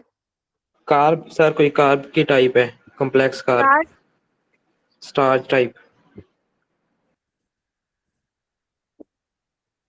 Bulk forming laxative works after 24 hours. Yes, bulk forming है, और करवाता क्या है? स्टूल की तरफ पानी लेके आता है। ठीक है, ये सारे पढ़ा चुका हूँ। ठीक है, काइंडली फार्मा देख लो, शेयर भी कर लेता हूँ। ठीक है, फार्मा करके। A patient presents with weakness of intrinsic muscle of the right hand and compromised blood supply on the right arm. What will be the most likely diagnosis? साथ में अल्दर Sir right cervical rib. Cervical rib है आपके पास। ठीक है, artery, Subclavian. ये first rib है, ये आपका गला है। C7 पे Scalene नॉर्मल anterior. एक एक्स्ट्रा आता है। रिब को देखो तो स्केलीन मसल है, जिसके एंटीरियर सबक्लेवियन वेन है, पीछे ब्रेकियल प्लेक्सस और सबक्लेवियन आर्टरी है। कौन सी रूट वैल्यू कंप्रेस हो जाती है? नर्व का लोअर। रूट होता है ना, T1. Lower. Ulnar nerve T1। ठीक है, निकल के रिब्स किधर से आता है? C कौन सा आता? Truncus palsy भी है ना. C, जी जी, C8. C8। C8 लिखा था। सर C7 से नहीं होता? Yes, well done. C7 है और C8 SK में लिखा था, और बता था क्या गलत है। सही है भाई, तुम्हें याद हो कि ना याद हो, हमें याद है जरा जरा। सही है भाई, ये मेरा एक टीचर हुआ करता था NLE का, जो उसका शहर है। फिर मेरी NLE रह गई थी। क्योंकि वो स्टेप 1 से पढ़ा था मैंने स्टेप 2 से ले लिया। चले ये देख लें सी कौन सा है 7 CSEVEN है सही है। एस के में 8 लिखा है जो कि गलत है। बस चीजें आप पढ़ चुके हो इंशाल्लाह, अगर रिवीजन है तो पास हो। फर्स्ट हार्ट साउंड सुना दो, कब सुनाई देता है? आइसोलिमेट्रिक, contraction start Contraction. which of the S2 को भी following बता दें जी S2 S2 isolate relaxation, contraction में S1 है, रिलैक्सेशन में S2 है। सर और S3 कहाँ होता है? S3 जब आपके पास खाली वेंट्रिकल में Rapid से filling होती है। खून गिर के आता है जब प्रेशर सिफर हो जाता है, रैपिड Rapid इजेक्शन है, ventricular filling में रैपिड। और 4 आरटीएस सिस्टोल Rapid जी। अब ये Rapid B5 तो आपको पता ही है, जरा B27 का निमोनिक ही बता दो।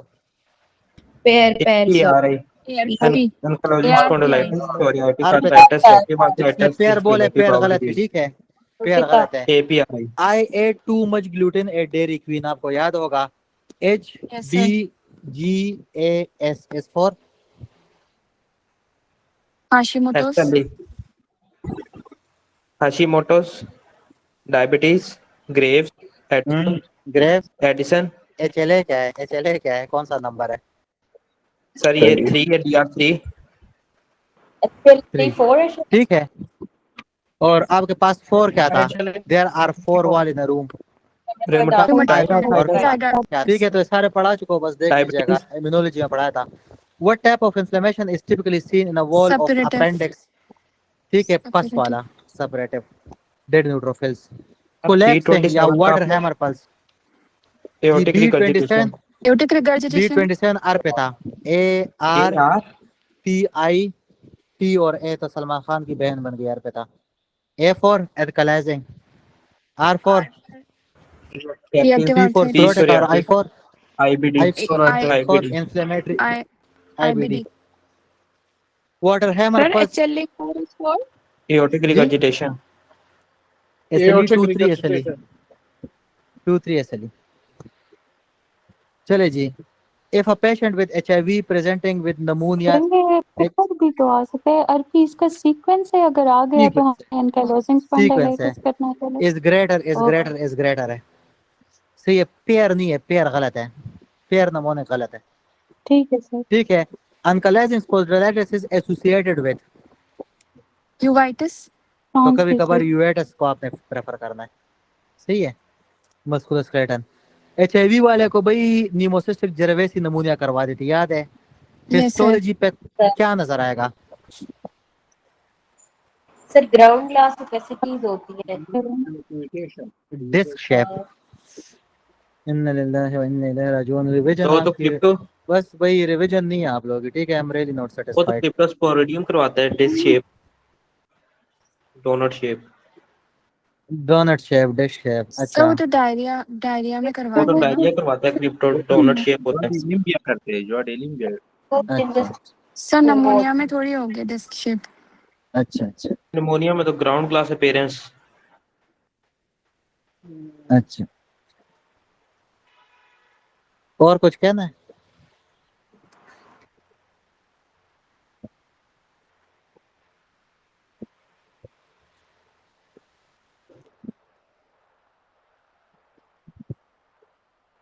HIV नहीं आ रहा, मौत आ गई है।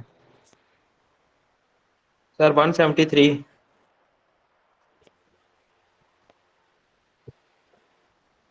न्यूमोसिस्टिक जेरेवेसी ग्राउंड ग्लास क्या लिखा है?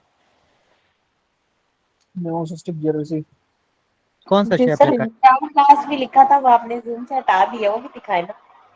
नहीं तो मैं तो शेप का पूछ रहा हूँ। ग्राउंड ग्लास तो अपीयरेंस है। Ground glass is appearance on chest X-ray. I am asking about the shape. Ground glass shape होती है? ओ भाई डिस्क शेप है ना, बस मान लिया करो, सही है। चले याद करना था आपने। A patient presented with pure water loss, diarrhea diabetes insipidus, or excess of sweating, which of the following is the fluid of choice? 5% dextrose. 5% dextrose. Free water. 5% dextrose for dehydration. Dehydration है ना भाई, तो dehydration में fluid of choice क्या होगा? Severe dehydration, acute dehydration, dextrose था आपके पास, renal में आपने पढ़ा था. Following an acute hemorrhage, the body initially compensated mechanism to maintain the blood pressure. Which hormone primarily responsible for sodium? अल्लाह ने सोडियम के लिए कौन सा हार्मोन बनाया? Aldosterone. कैल्शियम के लिए पैराथायरॉइड, Parathyroid. ग्रोथ के लिए ग्रोथ हार्मोन, मिल्क के लिए प्रोलैक्टिन, ब्रेन डेवलपमेंट मेटाबॉलिज्म के लिए thyroid hormone, and so on. बस चलते जाओ फिर आगे. Chief cell PC on FB, parietal cell, fundus of stomach, chief cell, body of stomach. Body में कौन, बॉडी ऑफ स्टमक में कौन से सेल होते हैं भाई? Chief cell. फंडस में कौन सा होता है? पैराइटल सेल होता है. Which of the following is the most significant protolytic proenzyme release from chief cell? से क्या निकल के आता है? Pepsin. Pepsinogen, which is converted to pepsin. ठीक है, अगर ये खुल गया ना इधर तो मैदा गया, तेजाब है. और ये हजम किससे करवाएगा? प्रोटीन को. Proteins. ठीक है, रिकॉल के लिए बस देख लो, वैसे भी स्वयं से इजी हो सकता है, वो भी मुश्किल से. क्या स्पीड है आपके माशाल्लाह. चल मुझे पैसे दिए, बस मैं रोजी हक हलाल कर रहा हूँ वरना.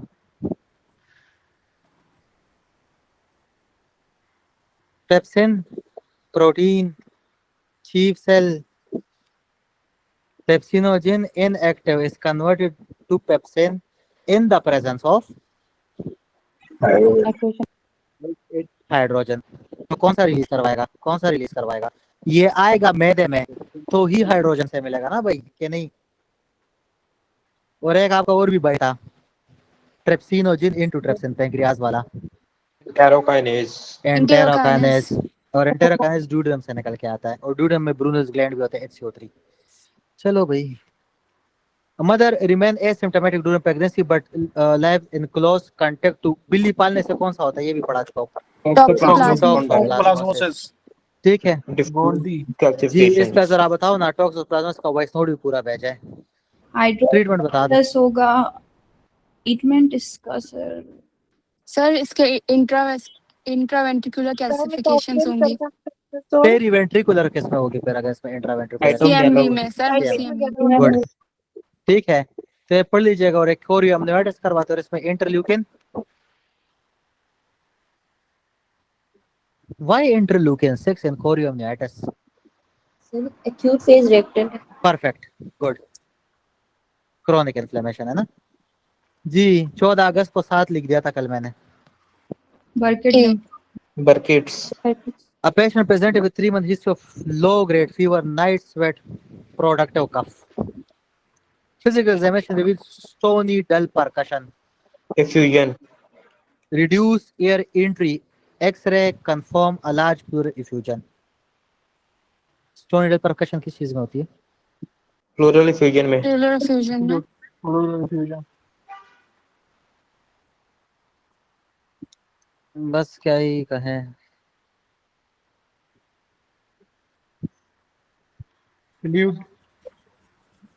रेस्पिरेटरी की जगह रिप्रोडक्टिव खोलता हूँ, रिप्रोडक्टिव की जगह रेस्पिरेटरी खुल जाता है. यार पता नहीं क्यों हमारे साथ इस तरह हमेशा होता है. दोनों आसपास है ना, इसलिए.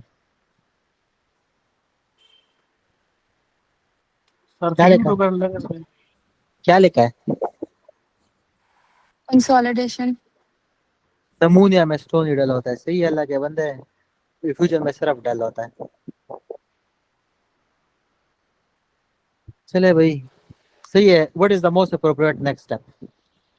तो प्लूरल देखो, बंदा आपके पास है, night sweat, low grade fever है आपके पास, प्रोडक्टिव कफ है, एग्जामिनेशन में स्टोनी डल परकशन है, रिड्यूस ईयर एंट्री आपके पास, एक्स सेकंड आपके पास इफ्यूजन है. नेक्स्ट स्टेप आप क्या करेंगे? ट्रांसुडेटिव एक्सुडेटिव नहीं देखोगे? Yes sir. ठीक है. Anti-TB therapy. Anti-TB therapy is the treatment.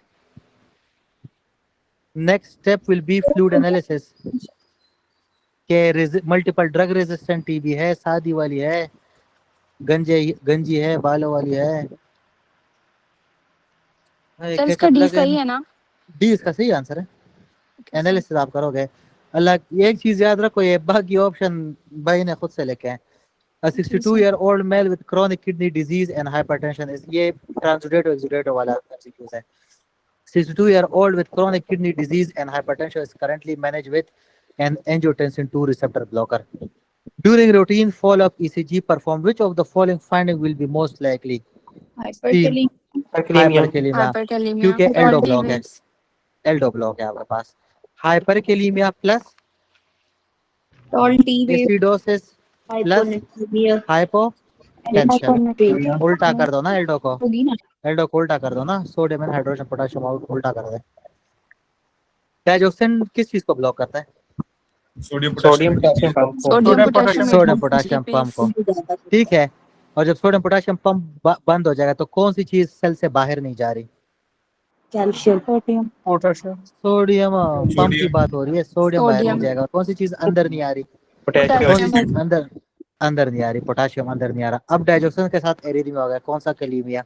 Hyperkalaemia. डाइजोक्सिन पढ़ लेना, कार्डियोवास्कुलर फार्मा इज इंपॉर्टेंट।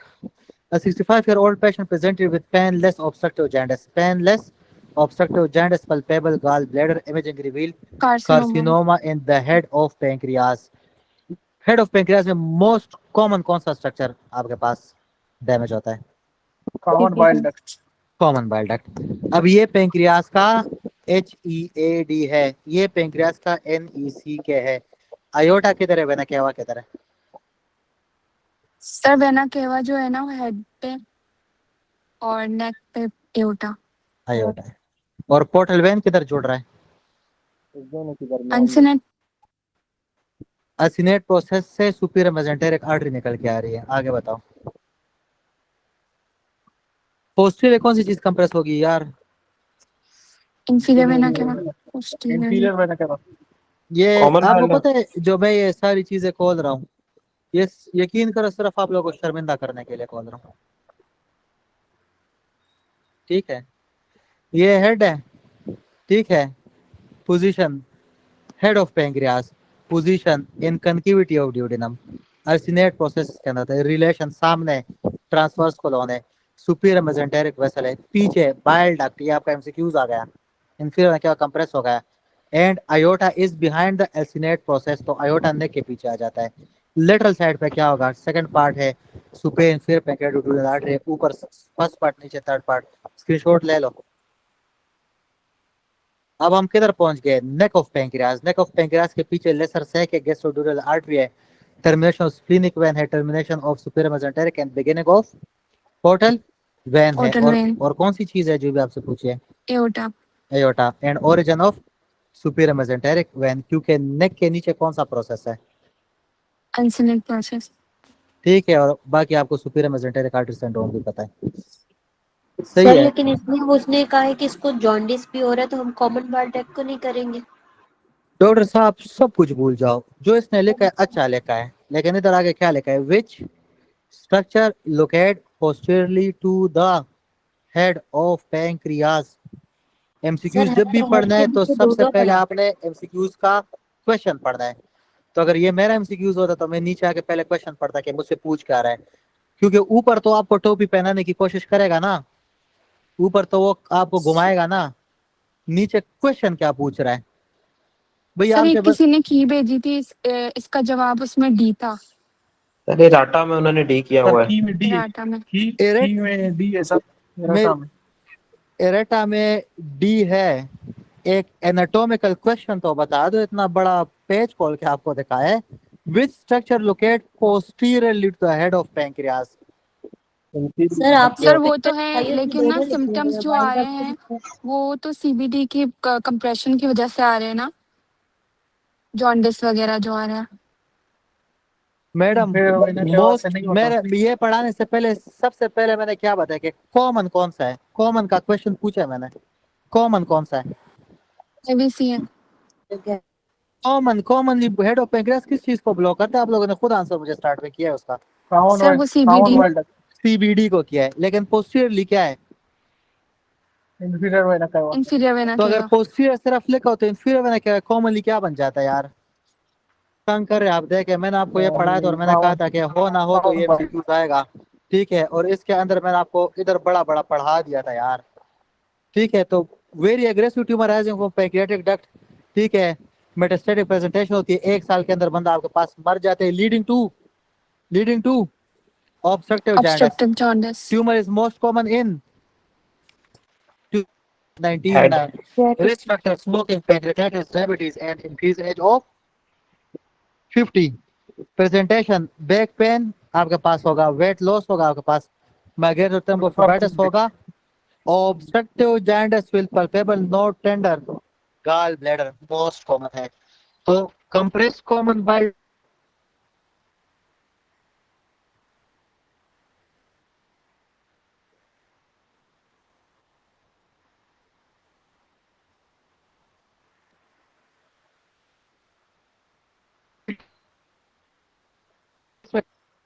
मेरी एक बात सुनो भाई, which structure locate posteriorly to the head of pancreas most likely to be compressed? Inferior vena cava. Question तो समझो ना, ओके सर। जाइंटिस को गोली मारो, Inferior जाइंटिस vena गया cava. बाढ़ sir. में। Question Okay, sir. Okay sir, समझ आ गया। तो पूछोगे क्या? Okay, sir. जी सर। करके बताओ कि आंसर क्या है। देखो ना, ऊपर वो आपसे कहेगा कि भाई बंदा था, सांस खराब है, पेट खराब है, गुर्दा खराब है, और चाय पी है, समोसा का है, पकौड़ा का है, ठीक है, लेकिन डायफ्राम काम नहीं कर रहा, तो फिर आप क्या कहोगे? इसने खाना का है कि नेफ्रीनिक नर्व को ढूंढोगे?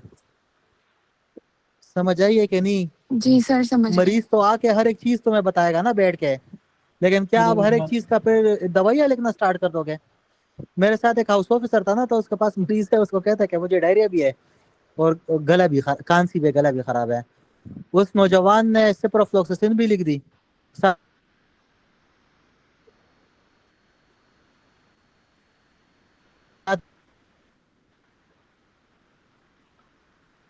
मैं एग्जाम ही ले गया था, तो समझ आइए उसने ग्राम पॉजिटिव नेगेटिव दोनों दवाइयाँ दी, तो ये तो हकीम वाली बात हो गई है। तो ऊपर उसका गाल ब्लैडर जाइंटिस है, वो इशारा है कि पेंक्रियास का कैंसर हो चुका है, लेकिन कैंसर इतना एक्सपेंड हो चुका है कि डक्ट के बाद किसको ब्लॉक कर चुका है? Inferior vena cava. सही है। तो ऑलवेज एमसीक्यूज पढ़ने से पहले अल्लाह का वास्ता है कि नीचे पढ़ो कि पूछ क्या रहा है। अगर आपको सर। याद हो तो मैंने ये 5-6 दफा आपको समझाया है कि सबसे पहले क्वेश्चन पूछना है कि कंफ्यूज ना हो, फिर नीचे ऑप्शन पढ़ो। पोस्टीरियर लिखा है, आप नीचे ऑप्शन पढ़ते बगैर ऊपर देखे हुए, तो आपके जहन में इंफीरियर वेना केवा आता कि नहीं आता? खुद आंसर करो। जी सर। आता है सर. उसके बाद आप ऊपर एमसीक्यूज पढ़ते, आप कहते हैं अच्छा जॉइंटिस है, गाल ब्लैडर है, तो आप कहते ओहो ये मुझे धोखा करने की कोशिश कर रहा है, क्योंकि नीचे तो उसने वाज़ेह मुझसे पूछ लिया कि पोस्टीरियर कौन सी चीज कंप्रेस होगी। समझ आइए भाई, अगर जाइंटिस हो गया ना तो क्यों कॉमन बाइल डक्ट पूछेगा? वो छोटा बच्चा है। हाँ, अगर इधर पूछा है कि which of the following structure is most commonly compressed, तो मोस्ट कॉमन आपके पास कॉमन बाइल डक्ट हो जाता है। सही है। जाइंटिस हो गए तो कैंसर आपके पास आगे की तरफ जा रहे हैं, so this explanation is enough. ठीक है, जिसने रट्टा भेजा ना, तो आपकी तरह स्टूडेंट थे और टीचर ने कहा कि क्या ही मैं अपना दिमाग खराब करूँ, छोड़ो बस जो है यही है। ठीक है, और मैं तो बुक पब्लिश नहीं की ना, और पैसे तो लेके नहीं बैठा ना, तो आप अगर ये इसको गलत करोगे पेपर के दिन भी, तो कयामत के दिन आपके इस, और आपको अगर दुख होगा तो उसमें मैं आपका बराबर का हिस्सा डालूंगा। तो अल्हम्दुलिल्लाह से कोई चीज़ गलत नहीं पढ़ी, और अगर कोई चीज़ नहीं आती तो मैं बता देता हूँ कि मुझे नहीं आता, देख के आपको बता दूंगा। से मुझे कोई शर्म नहीं आती, अगर मुझे नहीं आता तो मैं कहता तो मुझे नहीं आता, देख के बता दूंगा। ठीक है, तो पोस्टीरियर आपके पास इंफीरियर वेना क्या हुआ है, जिसने एरटा ठीक किया है ना, तो बस सही है। समझ आइए। अब मैं ये भी कर सकता ना कि हाँ कॉमन बाइल डक्ट इसको ठीक करो और आगे चलते हैं, मैं क्यों इतना रुका इस पे? I hope you got the point. Lumbar puncture headache primary causing the stretching of, ये फ्लेक्स सेरेब्राई है आपके पास, जो कि ड्यूरा के इर्द गिर्द आपके पास होती है, तो उस पर स्ट्रेच पड़ता है और आपके पास हेडेक होती है। ठीक है, और स्पाइनल एनेस्थीसिया, स्पाइनल एनेस्थीसिया के बाद मोस्ट कॉमन कॉम्प्लिकेशन क्या है? वो भी हेडेक है। ठीक है, फ्लेक्स सेरेब्राई पिक्चर खुद देख लोगे? Yes sir. Yes sir, share करूं कि नहीं, देख लोगे? बताओ। देख लेंगे सर। सर देख लेंगे। चलो ये ग्रुप के अंदर मैं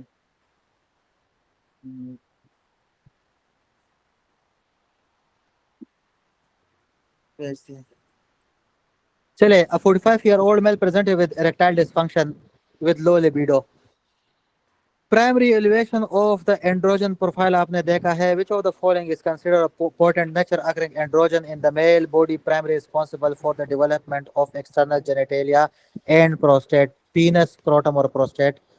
जब टेस्टोस्टेरोन के ऊपर डैश एक्ट करता है, डैश एक्ट करता है 5 अल्फा रिडक्टेस, तो इससे बन जाता है डैश और वो इनकी ग्रोथ करवाते हैं. आपको मैंने बताया था पढ़ाते वक्त भी कि एट्रोफी वाले एमसीक्यूज आता है प्रोस्टेट का. और कम कौन सी चीज होती है? ठीक है, डायहाइड्रोटेस्टोस्टेरोन नहीं होगा ना, तो पीनस, स्क्रोटम और प्रोस्टेट. और ये एथलीट का पीनस साइज क्यों स्मॉल होता है? बिकॉज स्टेरॉइड इनहिबिट कर देता है किसको?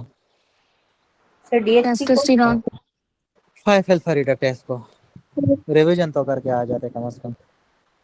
20 ये सारे एमसीक्यूज मैं बता रहा हूँ, ठीक है? अगर आप कोई नए इधर बैठे, ये पुराने तो माइंड नहीं करेंगे, कोई नए तो वैसे समझाने के लिए थोड़ा सा गुस्सा हो जाता हूँ. बाकी आप मेरे भाई बहन है, कोई मसला नहीं है. We are colleagues. A 32-year-old male presented with a painless heavy sensation in the scrotum. Painless sensation translation test hydrocele. A 28-year-old patient presented with dull headache, pressure over the cheek जो कि worst हो रही है with bending.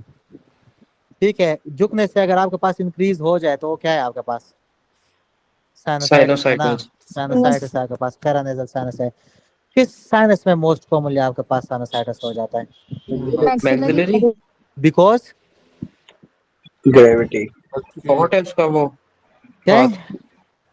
ये बंदूक वाला भाई बिल्कुल सही फरमा रहा है. इसने इस दफा तबाही रिवीजन की है. वैसे अल्लाह इसको नजर बद से बचाए, लेकिन इसकी आवाज खराब हो चुकी है. ये वो आवाज नहीं रही, ये गमगीन आवाज है आजकल. ऐसे ही है सिकंदर. इंशाल्लाह इस दफा पास हो जाएगा हमारे साथ. सारे पास हो जाएगा, मैं टेंशन ना लो. साइनसाइटिस भाईजान आ जाओ. ये आपके पास जी मैक्सिलरी साइनस है जो कि मोस्ट कॉमनली इसके अंदर इन्फेक्शन होती है बिकॉज ये ग्रेविटी के अगेंस्ट आपके पास ये ड्रेन करता है. ये तो एक बात होगी. अब मैं आपको काम के एमसीक्यूज बता रहा हूँ. नाक के अंदर मियाटिस है, सुपीरियर, मिडल और इंफीरियर मियाटिस. ब्लैक में ड्रॉ हुआ है. मियाटिस की समझ आ गई है. अब एमसीक्यूज क्या है? अब हम जाएंगे पीछे फर्स्ट एड की तरफ. रेस्पिरेटरी, अब अल्लाह करे सफा रिप्रोडक्टिव ना खोल दो रेस्पिरेटरी की जगह.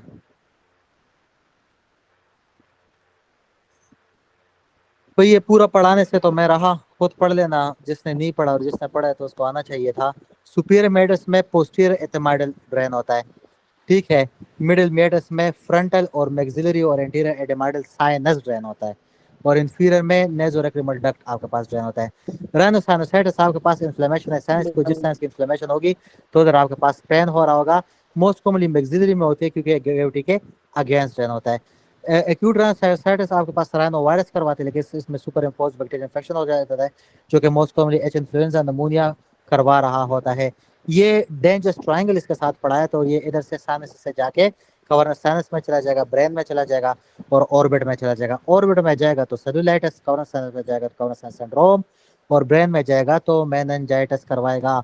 एपिस्टेसिस भी देख लो, इसमें पोस्टीरियर का सुपिनोपेलेटाइन आर्टरी आपका याद रखना है और एंटीरियर एपिस्टेसिस में आपके पास जो है एथमाइडल आर्टरी आपने याद रखनी थी. और एपिस्टेसिस की मोस्ट कॉमन कॉज एस्थमा है, और एस्थमा में नेजल पॉलिप बनता है, और फिर पॉलिप क्या करवाता है? ब्लीड. सारे एमसीक्यू से एपिस्टेसिस सारा पढ़ा चुका हूँ वैसे. A patient with type 2 diabetes mellitus start. अब ये डायबिटीज मेलाइटिस फार्मा देख लेना, मैं तो बड़ा बता के थक गया हूँ मैं. 55 शेयर भी किया है. A 55-year-old diabetic patient presented with a history of heart failure and hypertension required and कुछ नहीं लिखा anti diabetic agent. Which of the following drug is preferred to be who benefit in the reduction of the cardiovascular mortality? Clofazine, dapagliflozin. Clozines. पढ़ लेना, पूरा पढ़ा चुका हूँ, यकीन करो। During a physiological seminar the transport of glucose, glucose का pump बता दो पीसीटी के ऊपर शाबाश। Sodium glucose. Sodium SGLT SGLT2 S S SGLT 2 और 1 GIT में था, GIT और में ये सोडियम ग्लूकोज फॉर ट्रांसपोर्ट और सेकेंडरी एक्टिव ट्रांसपोर्ट की एग्जांपल थी। ठीक है, बताया था ना कि इधर से एमसीक्यूज आएगा, आया कि नहीं आया लास्ट टाइम में। A 40-year-old female present with fatigue, mild jaundice and low grade fever. ठीक है, rearrange LFTs है, viral serology of hepatitis B, C was negative, ANA positive है, jaundice उसको हो है, autoimmune hepatitis। अगर ये jaundice नहीं लिख देते तो autoimmune होता है, लेकिन hepatitis लिख दिया तो डायग्नोसिस भी बन गई है। Anti smooth muscle antibody, anti liver kidney antibody, anti-kidney, anti-liver antibody. A patient presented with painful vesical rash on the forehead, Ramsay-Hunt syndrome, Bell's palsy, varicella, zoster virus, zoster virus, HHV3, V1 के Sir, टिबिट्री you में have- आपके पास और V2 के टिबिट्री में आपके पास most commonly होते हैं। जी पूछे सर herpes zoster वायरस था। जी, कौन सा वायरस था मैडम? सर वेरिसोला जोस्टर था या herpes zoster वायरस था? आपकी सिंपलेक्स है सर वो। Simplex Varicella zoster। Varicella zoster है। फेशियल नर्व पाल्सी किधर है? ये है HSV है। Bell's palsy is the most common cause of peripheral facial nerve, herpes zoster usually herpes simplex virus reactivation, glucosteroid और acyclovir आपने देना है, रिकवर हो जाता है बंदा खुद। और इसके अंदर अदर कॉज के अंदर facial nerve palsy, Lyme disease है करवाती है, और herpes जोस्टर सार्काइडोसिस ट्यूमर के अंदर भी आपके पास होते हैं। पूरा पढ़ा चुका हूँ। Infra nuclear, supra nuclear, cross and uncross इंफ्रानुक पूछूंगा तो नहीं आएगा आपको। बताओ अनक्रॉस में कौन सा मोटर न्यूरॉन है? सर अपर मोटर न्यूरॉन है। Upper motor. ठीक है, तो ये देख लो विजय, इसके फोरहेड पे आपके Internal पास capsule। बन रहे हैं या आपके पास herpes zoster, दवाई बता दो। Acyclovir oral। अच्छा जी, अच्छा herpes simplex वायरस नंबर 3 को क्या कहते हैं भाई? वेरिसिला जोस्टर वायरस। वेरी गुड, सही है। तो जिसने क्वेश्चन पूछा है, अब सोचो आपने क्या क्वेश्चन पूछा है। सही है कि एमबीबीएस वाले को डॉक्टर कहते हैं कि डॉक्टर वाले को एमबीबीएस कहते हैं। चले, मेडिसिन मेडिकल ऑफिसर है ये। अब ये मैं क्या ही करूं, हिस्टोग्राम, चलो ये स्किप कर लो फिलहाल, ये आगे रिपीटेड है तो पढ़ा दूंगा इसको। टाइम बहुत हो गया ना, 100 एमसीक्यूज नहीं होंगे, ये 200 किस तरह करते हैं, रात के 2 ही बज जाते हैं। लेकिन चले मैं 2 नंबर ही नहीं करो, 100 में ये भी कवर करवा दूंगा, 2 और पेपर भी करवा दूंगा, ठीक है। A 20-year-old patient presented with intermittent wheezing, chest tightness after confirmation of asthma. Before and after bronchodilator test कितना FU and FVC ratio increase हो जाए तो diagnosis confirm हो more जाए? than 12%। 200 ml। अगर ये ऑप्शन ना होता, एक टेस्ट होता है, एक दवाई आप देते हो, मिथाइलकोलिन चेन टेस्ट, और फाइंडिंग स्प्यूटम में क्या होगी? कर्चमन स्पाइरल। टूटा हुआ एजिनोफिल क्या कहलाया जाता है? और शेडेड एपिथेलियम क्या कहलाया जाता है? और एस्पिरिन इसमें क्या करवा देता है? एस्पिरिन इंड्यूस्ड एस्मा करवा। इट इज और कौन से साइज ब्रोंकियोल की आपके पास medium size. Medium size bronchiole की आपके पास एक कंस्ट्रक्शन है, सही है। A young boy is brought, अभी समझ आ रही है कि ये जो इसके क्या बुक है, ये इसलिए नहीं देखना कि इसका जो एमसीक्यूज है वो मुझे याद हो जाए तो पेपर में आएगा। ये आपको टॉपिक का बता रहे कि फलाने टॉपिक से एमसीक्यूज आया था, तो रेडी आप रहें कि इस टॉपिक में से और भी आ सकते हैं। समझ आ रही है? तो भी बेस्ट रिपीट होता तो इसके वाले सारे पास बैठे होते हैं, लेकिन एग्जाम में आपका कॉन्सेप्ट देखा जाता है ना कि रट्टा। A young boy is brought for the evaluation of developmental delay है आपके पास। फिजिकल एग्जामिनेशन सब कुछ इसका बड़ा है, लेकिन टेस्ट इसकी छोटी, क्या बन जाता है? फ्रजाइल और फ्रजाइल एक्स और मैक्रो सर भी इसका छोटा होगा, मैक्रो है आपके पास, ठीक है। और मैक्रो में माइक्रो में क्या होगा? माइक्रो में फाइन फिल्टर होता है सर। और उसमें gynaecomastia always present. Biochemistry biochemistry biochemistry biochemistry.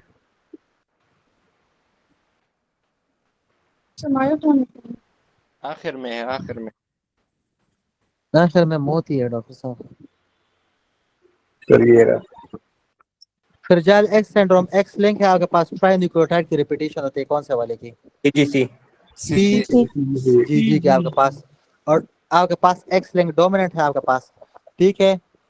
Giant gonads, चिन प्रोट्रूड आपके पास होता है फ्रजाइल एक्स सिंड्रोम, ठीक है। मोस्ट कॉमन आपके पास रिपीटेशन होती है ट्राइन्यूक्लियोटाइड की, ठीक है। Most common inherited intellectual disability, intellectual disability आपके पास जो मोस्ट कॉमन है वो फ्रजाइल एक्स है। डाउन सिंड्रोम आपके पास मोस्ट कॉमनली जेनेटिक है और वो आपके पास एसोसिएट करता है मेमोरी लॉस के साथ, अल्जाइमर के साथ, ठीक है। बाकी CGG रिपीट होगा, 200 से ज्यादा रिपीटेशन होती है, बता बता के मैं थक गया हूँ। ट्यूमर्स एटेक्सिया होंगे, और अगर 200 से ऊपर म्यूटेशन आपके पास हो जाए तो लॉन्ग फेस होगा, ठीक है। लेकिन आपके पास टेस्टिस की क्या होगी? एनलार्ज होगी। गोनेड इसके छोटे होंगे, और अगर टेस्ट ही छोटे हो जाए तो वो क्या है? क्लाइनफिल्टर है, ठीक है। तो आपके पास लार्ज जो होगा तो सब कुछ XL होगा, XL, तो वो X है। छोटे है तो आपके पास जो है क्लाइनफिल्टर सिंड्रोम है, सही है जी। टेस्टी बड़े ये, टेस्टी छोटे तो क्लाइनफिल्टर बन जाता है। और इसका ट्राइन्यूक्लियोटाइड की सीक्वेंस आपको याद होनी चाहिए, CGG, सही है जी। By 6-year-old है present हुए difficulty in swallowing both solid and liquid. Present note that fluid frequently come out from nose. Nose से आपके पास आ जाते हैं, bronchial है। अगर सिर्फ solid होता तो esophageal है, और अगर सिर्फ liquid होता तो आपके पास eclasia हो जाता। तो आपके पास पूरी bronchial bulbar palsy। What is bulbar palsy? Sir, lower motor neuron। छोटी को bulbar tract। सर एक्लेजिया क्यों नहीं है? Dysphagia to liquid only, eclasia. Dysphagia to solid only। Sir उसमें बर्ड बी का esophagus। पेरेंट भी दे दिया हुआ होता है मोस्टली। यस, एक्लेजिया में सर नाक से तो नहीं रिगर्जिटेशन ही होती एक्लेजिया में। जी achalasia, dysphagia to liquid only, dysphagia to solid only oesophagus cancer, dysphagia to pudding या सेमी सॉलिड सीए लेरिंक्स, ठीक है। और अब नो से आ जाए तो बल्बर पाल्सी। बल्बर नर्व तो जानते हो ना, क्रेनियल नर्व है आपके पास, जो लोअर मोटर है आपके पास, पिरामिड को क्रॉस करते हैं। A 30-year-old female with pyramid को क्रॉस करता है। A 30-year-old female with blood group B negative is undergoing with emergency blood transfusion। 15 minute के अंदर इसको आपके पास जो है sign and symptom of haemolysis start हो गए हैं। फीवर है, रिगर है, टेकियारिथमिया है, हाइपोटेंशन है। Fever, rigor, tachyarrhythmia, hypotension. Type 2 hypersensitivity. Type 2 hypersensitivity, ये इंपॉर्टेंट है तो पढ़ा रहा हूं, इंपॉर्टेंट ना होता तो मेरा इतना टाइम नहीं था कि पढ़ाता। देखे, बंदा आया 2 से 3 घंटे में, और नजर क्या है ये इंपॉर्टेंट है, ये फिंगर टिप पे होना चाहिए, इधर से आप डायग्नोस करोगे। वीज है, हाइपोटेंशन है, रेस्पिरेटरी अरेस्ट है, शॉक है, ठीक है। वीजिंग टाइप 1 हाइपरसेंसिटिविटी नहीं होगी, एनाफिलैक्सिस हो गया तो ये टाइप 1 है, और ये एलर्जिक एनाफिलैक्टिक है, ठीक है। फ्लैंग पेन, टेकियारिथमिया, टेकिपनिया एंड फीवर जो भी पढ़ के आ रहे हो 24 घंटों के अंदर ब्लड ट्रांसफ्यूजन के बाद टाइप 2 है। Fever, headache, flushing and chill, लेकिन है बच्चा तो क्या है? फेब्राइल नॉन हेमोलिटिक है। 6 घंटों के अंदर हुआ रेस्पिरेटरी डिस्ट्रेस और आ गया एडीमा इज इम्पोर्टेंट, तो ये ट्राली है, ट्रांसफ्यूजन रिलेटेड। डिले तो फिर डिले ही होता है ना, उसमें ग्रेनुलोमा वगैरह बनते हैं और हाइपरबिलिरुबिनेमिया आपके पास हो रहा होता है। इसको आराम से फिर कर लेना, मैंने एक दफा पढ़ा चुका हूँ तो जल्दी जल्दी पढ़ा दिया है। बाकी इसको टाइप 2 हो गया, फीवर, रिगर्स, टेकियारिथमिया टाइप 2 हो गया ना भाई, तो टाइप 2 इसको क्यों हुआ? जी एबीओ इनकम्पैटिबिलिटी। नेगेटिव पॉजिटिव को दे सकता है, पॉजिटिव नेगेटिव को नहीं दे सकते। बी के साथ कौन सा बॉडी गार्ड है, एंटीबॉडी? ए। अगर बी को मैं बी नेगेटिव दूं तो कुछ होगा? नेगेटिव सबको दे सकता है। नो। ओ नेगेटिव के पास फौजी नहीं, ओ नेगेटिव के पास आईडी कार्ड नहीं है, लगा के दे दो जिसम को पता ही नहीं लगता है कि कोई चीज अंदर घुस गई कि नहीं, ठीक है। ये आपके पास ग्रुप ब्लड ग्रुप बी है, इसको आप ए पॉजिटिव दे सकते हैं? नो। नहीं, no sir. A B negative दे सकते हो? Yes no sir. सर ये भी नहीं दे सकते। ए बी दे ए सकते हो? पॉजिटिव है सर, ए पॉजिटिव है आंसर। सर आंसर तो ए पॉजिटिव है लेकिन ए बी नेगेटिव भी नहीं दे सकते। A B is universal recipient donor Recipient. Recipient donor वो ए बी ओ है, वो तो वो ये नेगेटिव है। इसके पास positive है। दोनों एंटीबॉडी है और ए के पास बी के खिलाफ एंटीबॉडी है। अब आप खुद बताओ कि ये इफ सीपीएस के ऑप्शन है कि ये मेरा और आपके ऑप्शन है? सर हमारे sustain in the neck of fabula. Neck of fabula पे कॉमन पेरिनेम डिवाइड हो जाते हैं डीप में और सुपरफिशियल में। फुट ड्रॉप हो जाता है आपके पास, फुट ड्रॉप। बाकी ऑप्शन पे नहीं सोचना होता, ये था ही नहीं। ठीक है, अ पेशेंट इज समझ उस बंदे को आएगी ना जो इसके एमसीक्यूज रट के जाएगा और उधर ये एमसीक्यूज लिखा होगा ना, लेकिन ऑप्शन जब वो पढ़ेगा ना, ये सारे लोग इतनी गलतियां करते थे ना पिछले साल। मैं खुद जब 2 साल पहले 3 साल पहले मैं कर रहा था प्रिपरेशन, मैं पूरा एसके रट के गया था। उधर जाके स्टेम तो मुझे नजर आते लेकिन ऑप्शन वो नहीं थे। उधर से फिर मुझे समझ आई है कि ये सिर्फ टॉपिक इधर का पढ़ना होता है। A patient Yes, with sir. unable to TIP inversion and plantar fashion TIP। याद है कल बताया था कि दोनों लिखने चाहिए, सिर्फ कल वाले में एंटीरियर लिखा था। A diabetic patient ketoacidosis ईशा diabetic को DKA Mucormycosis। cerebrorenal mucormycosis septate hyphae septate hyphae yes sir septic Aspergillus non septate hyphae Mucor pseudo hyphae Mucor Candida Candida.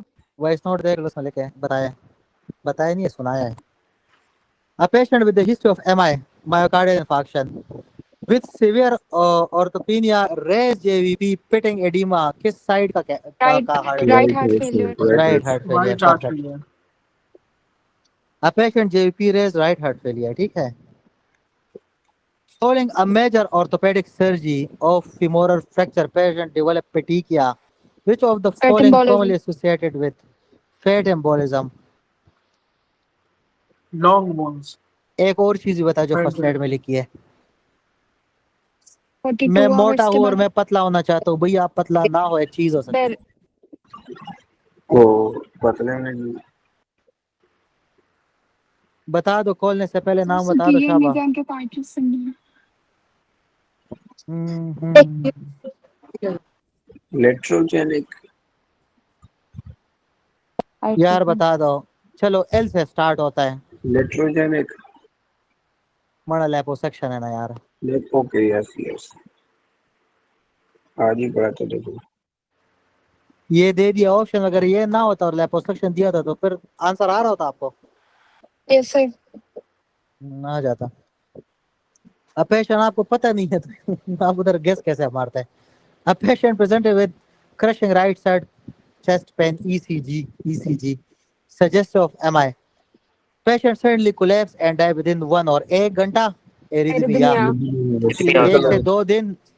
फेब्रिलस pericarditis pericarditis 24 our की अरिथमिया है sir जी। और उसके बाद आपके पास 3 से 14 दिन टेम्पोनार्ड कार्डियक टेम्पोनार्ड और आगे डेस्टर सिंड्रोम था। एक ये याद रखना है, एक नमूनिया वाला याद रखना और एक ब्रेन में क्या होते हैं, 3 याद रखना है, बताया था ना। इन तीनों में से एक आता है। 28-year-old OCP यूज कर रही है, OCP and onset pleuritic chest pain, shortness of breath on examination, OCP या heart therapy, hypercoagulable state and आपके पास pulmonary embolism है and OCP are contraindicated in DVT hypercoagulable state MCQs है, terrific MCQs है। Cervical biopsy brain और pneumonia में क्या क्या याद रखना है जी। ब्रेन और नमोनिया में क्या क्या याद रखना है डॉक्टर साहब, there are 3 sequences, classical 3 important sequences, क्योंकि पेपर में सीक्वेंस पे MCQ जरूर आता है। ठीक है, एक सीक्वेंस है हमारे पास MI के बाद दिल में क्या कुछ होता है, जो कि ये सीक्वेंस और आप स्क्रीनशॉट ले लें। सही है, ये एक ऐसा चीज है जिसमें सीक्वेंस और दिनों का जिक्र है। फिर इसी तरह का सीक्वेंस फेफड़े में देखा गया है जो कि एसोसिएट करता है नमूनिया के साथ, और वो सीक्वेंस है ये, और आप ले लें स्क्रीनशॉट दिन, ठीक है। और फिर इसी तरह का सीक्वेंस देखा गया है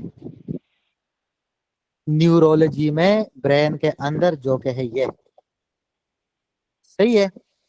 तो एग्जामिनर को ये चुल होती है ना कि मैंने दिनों के लिहाज से दिल का नहीं पूछना, चलो मैं जरा नमूनिया पूछ लेता हूँ। मैं नमूना नहीं पूछता हूँ, मैं कार्डियोवास्कुलर ये सीएनएस का पूछ लेता हूँ। ये डेज का एमसीक्यूज है, समझ आ रही है? ये कोई वो नहीं है कि न्यूरो दिस, ये दिनों का एमसीक्यूज है कि किस दिन में क्या कुछ होता है, समझ आ रही है भाई? और इधर से एमसीक्यूज जरूर आता है। चलिए जी, cervical biopsy reveal full thickness dysplastic changes involving the entire epithelial layer, however base में से बाहर नहीं निकल रहा। इन्वेसिव है कि इनसाइड टू है? इनसाइड टू है, इनसाइड है। आपने देखा है किसी बंदे को अगर स्टंट लगाओ तो DJ stent inside too, tracheostomy tube inside too, NG inside too, inside लगा हुआ है, अंदर ही है, सही है, बाहर निकल के नहीं आ रहा। इनसाइड टू अंदर, बेसमेंट बैंक क्रॉसिंग का तो अंदर ही है, तो अंदर के लिए इनसाइड टू, इन प्लेस, ठीक है। अभी इन प्लेस तो नहीं हो सकता ना, इनसाइड ही होगा। A 25-year-old patient presented with low-grade fever painless mass on the lateral aspect of the neck, anterior to sternocleidomastoid. Needed aspiration cytosis से आपके पास से brachial cyst है, ये लो जिसका आपको दे रहा था, ठीक है। A patient is performing a fine motor task such as buttoning up the shirt and request to precise a coordination skeletal movement. The cell of the cerebral cord is primarily responsible for the output inhibitory. Inhibit कौन करवाता है? Basket cell, stellate cell, पढ़ा के थक गया था, 4 दफा पढ़ाया था। कौन सा लेयर है जल्दी बताओ? ये वाला परकंजी सफा में ग्रेनुलर नहीं कहूंगा, और ऊपर मॉलिक्यूलर लेयर है, ये ग्रेनुलर है। नर्व फाइबर है सीधा ऊपर चढ़ गया, कौन सा फाइबर? जल्दी आंसर करो। Climax fibre. न्यूक्लियस बताओ। फेसिटीजीएस। और इसने ऊपर परकंजी के डेंड्राइड को स्टिमुलेट करके इसको इनहिबिट कर दिया। फाइबर आया मोसी फाइबर, ग्रेनुलर सेल को एक्टिवेट किया, ग्रेनुलर सेल ऊपर गए, परकंजी को स्टिमुलेट किया, परकंजी को बंद करना है, basket cell, stellate cell, granular cell ने अपने आप को खुद बंद करना है, गोल्जी सेल को खोलो के खुद बंद हो जाए।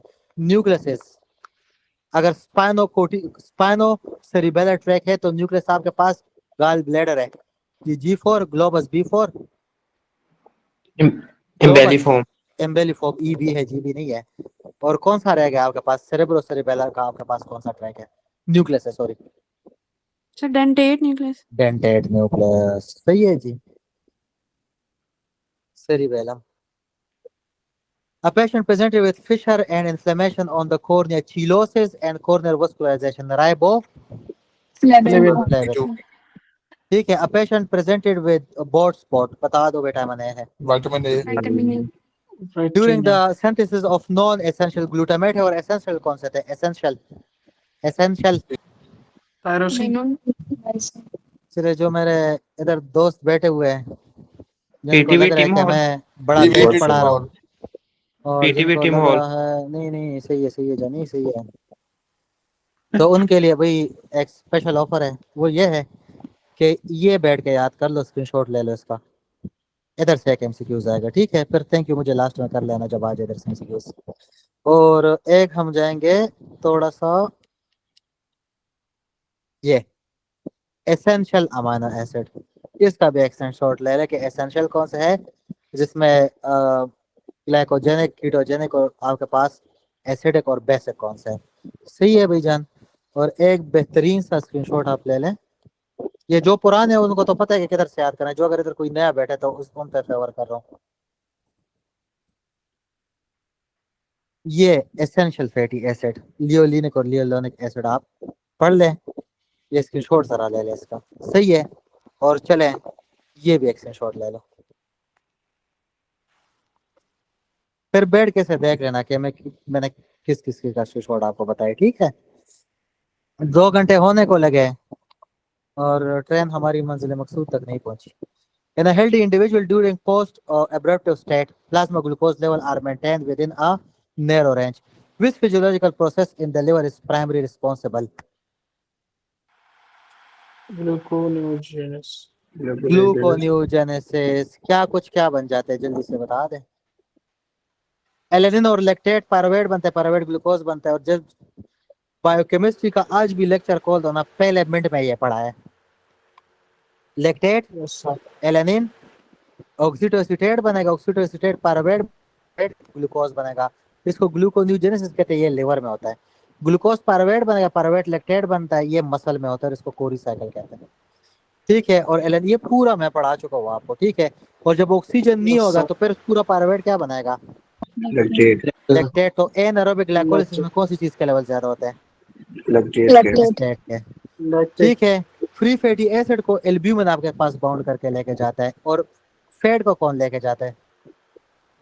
फैट कन्वर्ट होता है मिसलस में, फिर सेल के अंदर जाता है कालोमाइक्रोन में, और कालोमाइक्रोन से खून के अंदर लिम्फेटिक्स के थ्रू आपके पास जाता है और फैट टिश्यू में जाता है, फिर उसका कोलेस्ट्रॉल लिवर में जाता है, जिसके वजह फिर कोलेस्ट्रॉल के साथ एचडीएल के साथ कार्डियोवास्कुलर की फार्मा आपने पढ़नी थी। और इसके अलावा आपके पास जो है, अगर आप पोर्टल वेन को बंद कर दो तो फिर भी एक ऐसी चीज है जो हजम हो जाती है, जो होती है जिस्म में फैट, क्योंकि पूरा खाना हजम होके पोर्टल वेन के थ्रू लिवर की तरफ आता है। तो उसको बंद करोगे तो कुछ भी हजम नहीं होगा, कुछ भी आपको नसीब नहीं होगा, फैट बच जाएगा क्योंकि लिम्फेटिक्स के थ्रू आता है। During a period of prolonged physiological stretch, which hormone is primary mediator in the increased rate of gluconeogenesis? Cortisol. Steroid growth hormone भी डायबिटोजेनिक था, लेकिन स्टेरॉइड क्यों ठीक हुआ इधर? Sir stress sir hormone. आप देखें ये आप सीक्वेंस बता सकते हैं कि स्ट्रेस में पहले कौन सा हार्मोन आता है? स्ट्रेस के साथ अगर वेजो कंस्ट्रिक्शन लिख जाए तो एपिनेफ्रिन बन जाता है। सादा स्ट्रेस आपके पास आया है, देखो दो किस्म के स्ट्रेस है, एक अर्ली स्ट्रेस है और एक सीवियर स्ट्रेस है। अर्ली स्ट्रेस का sequence CRH greater than ACTH greater than cortisol. Severe stress है तो फिर सीधा सीधा काम पे आओ, cortisol is greater than ACTH than CRH। सही है भाईजान। और अगर स्ट्रेस के साथ वेजो कंस्ट्रिक्शन आ जाए तो फिर एपिनेफ्रिन है। ठीक है, बता दिया आपको सीक्वेंस। चलिए भैया, patient present with high grade fever, neck stiffness, meningitis का सीनियर है, ग्लूकोज उसका कम है, लेकिन जी अब आपने आंसर करना है, ग्लूकोज कम और न्यूट्रोफिल ज्यादा। बैक्टीरियल ग्लूकोज कम, लिम्फोसाइट ज्यादा। वायरल टीबी जिस मैडम ने ग्लूकोज के साथ वायरल बता दिया है, she have to remember the only clinch point for viral meningitis is normal glucose. That's it, full stop. Lymphocyte लिखे हैं, न्यूट्रोफिल्स लिख दिया। सही है भाई। अच्छा सर ये मम्स में तो कम होता है ना ग्लूकोज? किसमें? मम्स में मीजल मम रूबेला मम्स वायरस है। Yes sir. कम नहीं होता वायरस में मैडम। मम्स मेनिंजाइटिस करवाते हैं वैसे आपस की बात है। अच्छा जी। यार हर एक जरासीम का अपना अपना काम होता है ना। ये बात है कि भाई सूडो मेम्ब्रेनस कोलाइटिस कौन करवाते हैं बताए जरा? क्लोस्ट्रिडियम डेफिसाई करवाते हैं। ड्रग ऑफ चॉइस मेट्रोनिडाजोल नहीं बोलना, वेनकोमाइसिन। जी ये क्लोस्ट्रिडियम डेफिसाई जो है ना, ये आंधड़े में मौजूद है, ये पस करवाता है। हर एक बैक्टीरिया का एक नेचर है, हर एक बैक्टीरिया के जिंदा रहने का एक मीडियम है। सही है madam. Which of the following inhaled anesthetic is most notorious and cause liver toxicity? Halothane. Sir ये अच्छा जी हेलोथेन जी जी नहीं है? हेलोथेन ही लिखा है मैडम, क्या लिखा है? ओके ए ही लिखा है। स्टूडेंट्स ये देखो अपना मलबा जो है ना किसी और पे डाल रहे हो। ये जब मैं आपको पढ़ा रहा था तो आपसे एक गलती हुई थी और मैंने आपको टोंट मारा था, और टोंट के साथ ही एमसीक्यूज पढ़ाया था कि पढ़ते आप नहीं हो फिर डालोगे मुझ पे, क्या डॉक्टर बिलाल ने सही नहीं पढ़ाया। तो एक किस और सर फिर मैं एमसीक्यूज समझी, बताया था आपने कि वो सर्कल किया है ना तो इसका मतलब ये गलत है, मैं ये नहीं समझी ठीक थी। है जी। What is displacement?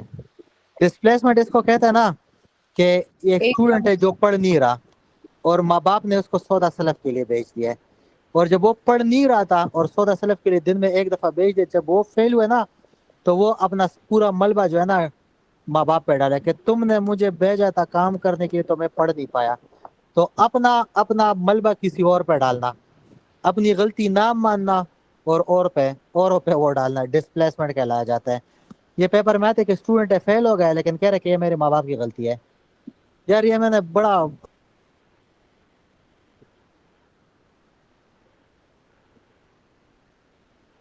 आपको पढ़ाया था, अगर कोई और था उसके साथ बताया था, अगर आप मुझ पर डालोगे ये डिस्प्लेसमेंट की एग्जांपल है और फिर एमसीक्यूज बता दिया था। ये इसके का पुराने पुराने एमसीक्यूज और पेपर 1 में आता है। ठीक है, electron microscopy cell simple swelling in the mitochondria amorphous density irreversible. irreversible cell injury। ये मुश्किल हो जाएगा, सही है, लेकिन चलो। मुझसे कल एक बंदे ने गिला किया कि आप सर पढ़ाते बहुत जल्दी है, लेकिन चलो हम गुजारा कर लेंगे, तो चलो स्लो उनको पढ़ा देते हैं। सर स्लो वाला टाइम ही नहीं रहा। के साथ कई बार आया है कि अगर स्मॉल एमॉर्फस डेंसिटीज हो तो रिवर्सिबल करना है, लार्ज हो तो तब इरिवर्सिबल करना है। बिल्कुल गलत आपने पढ़ा है, क्योंकि फर्स्ट एड कहता है कि एमॉर्फस है तो सिर्फ ये इरिवर्सिबल है। सिर्फ फर्स्ट एड में और सिर्फ इधर कुछ एमॉर्फस इरिवर्सिबल में है। जी फुल फर्स्ट एड। जिसने बुक बनाई है ना उसने एग्जाम नहीं देना, और जब फर्स्ट एड रिलीज हुआ था ना तो 15 साल क्रॉस चेक होने के बाद रिलीज हुआ है। इसके तो 2 महीने बाद दो रिलीज हो जाते हैं।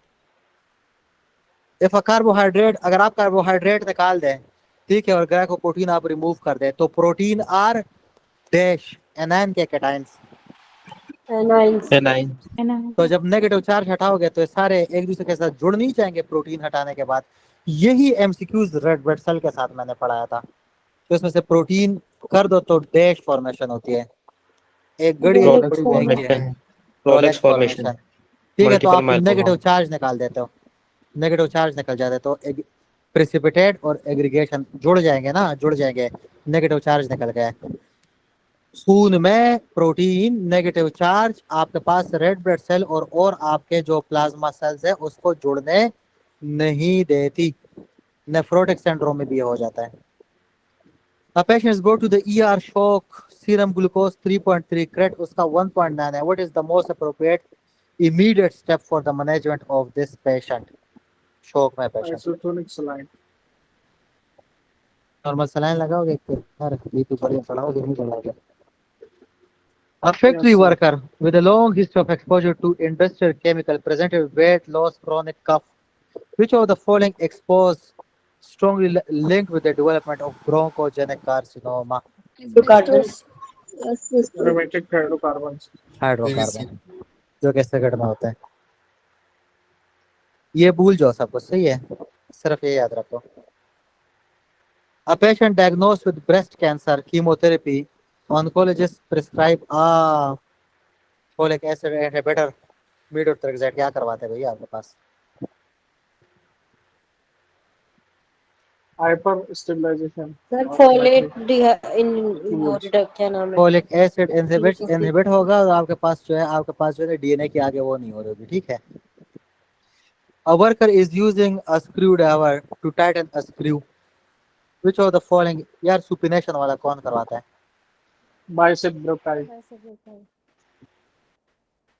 Bicep brachiae, chief supinator। अगर ये बाइसेप ब्रेकिए आपके पास चीफ सुपिनेटर है एंड फ्लेक्स करते हैं 90 डिग्री। अगर सब कुछ 90 डिग्री हटा दूं फिर क्या आंसर है?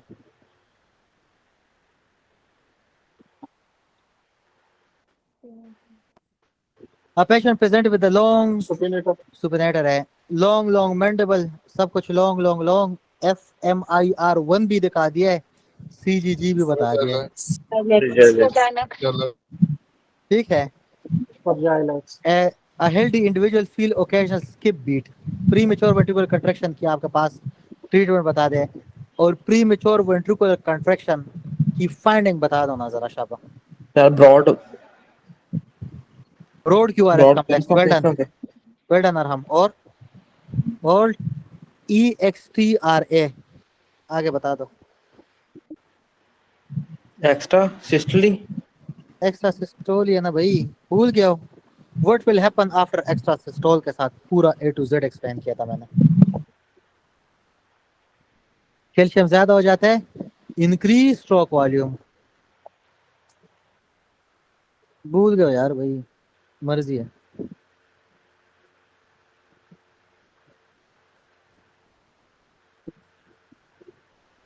ये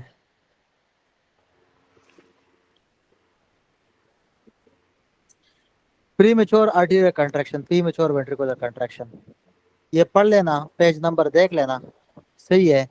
स्टार्टिंग में आप इसको सिर्फ जो है ना ऑब्जर्वेशन पे डालते हो, और आपने मुझे ग्रुप में बताना है फार्मा पढ़ के कि अगर हाथ से बात निकल जाए और एरिथमिया ज्यादा हो तो ड्रग पर कौन सी देनी है, ठीक है। ये आपका होमवर्क हो गया। फिर इधर तो इसको ऑब्जर्वेशन में रख रहे हैं ना पीवीसी वाले को, लेकिन अगर वेंट्रिकुलर एरिथमिया हीमोडायनामिकली अनस्टेबल हो जाए तो आगे मैनेजमेंट क्या होगी, ये आपका होमवर्क है, ठीक है। ना बताओ ना इनको, हर एक को अपना ढूंढने दो, ना बताए जिसको आंसर आता है, थोड़ा सा इनको मेहनत करने ताकि याद रहने। भाई एक बंदा है, हिस्ट्री ऑफ टेक फॉर्मेशन है, एचडीएल और एलडीएल आपके पास फलाने है, कौन सी ऐसी चीज है जो कि कार्डियोवास्कुलर डिजीज रहेगा।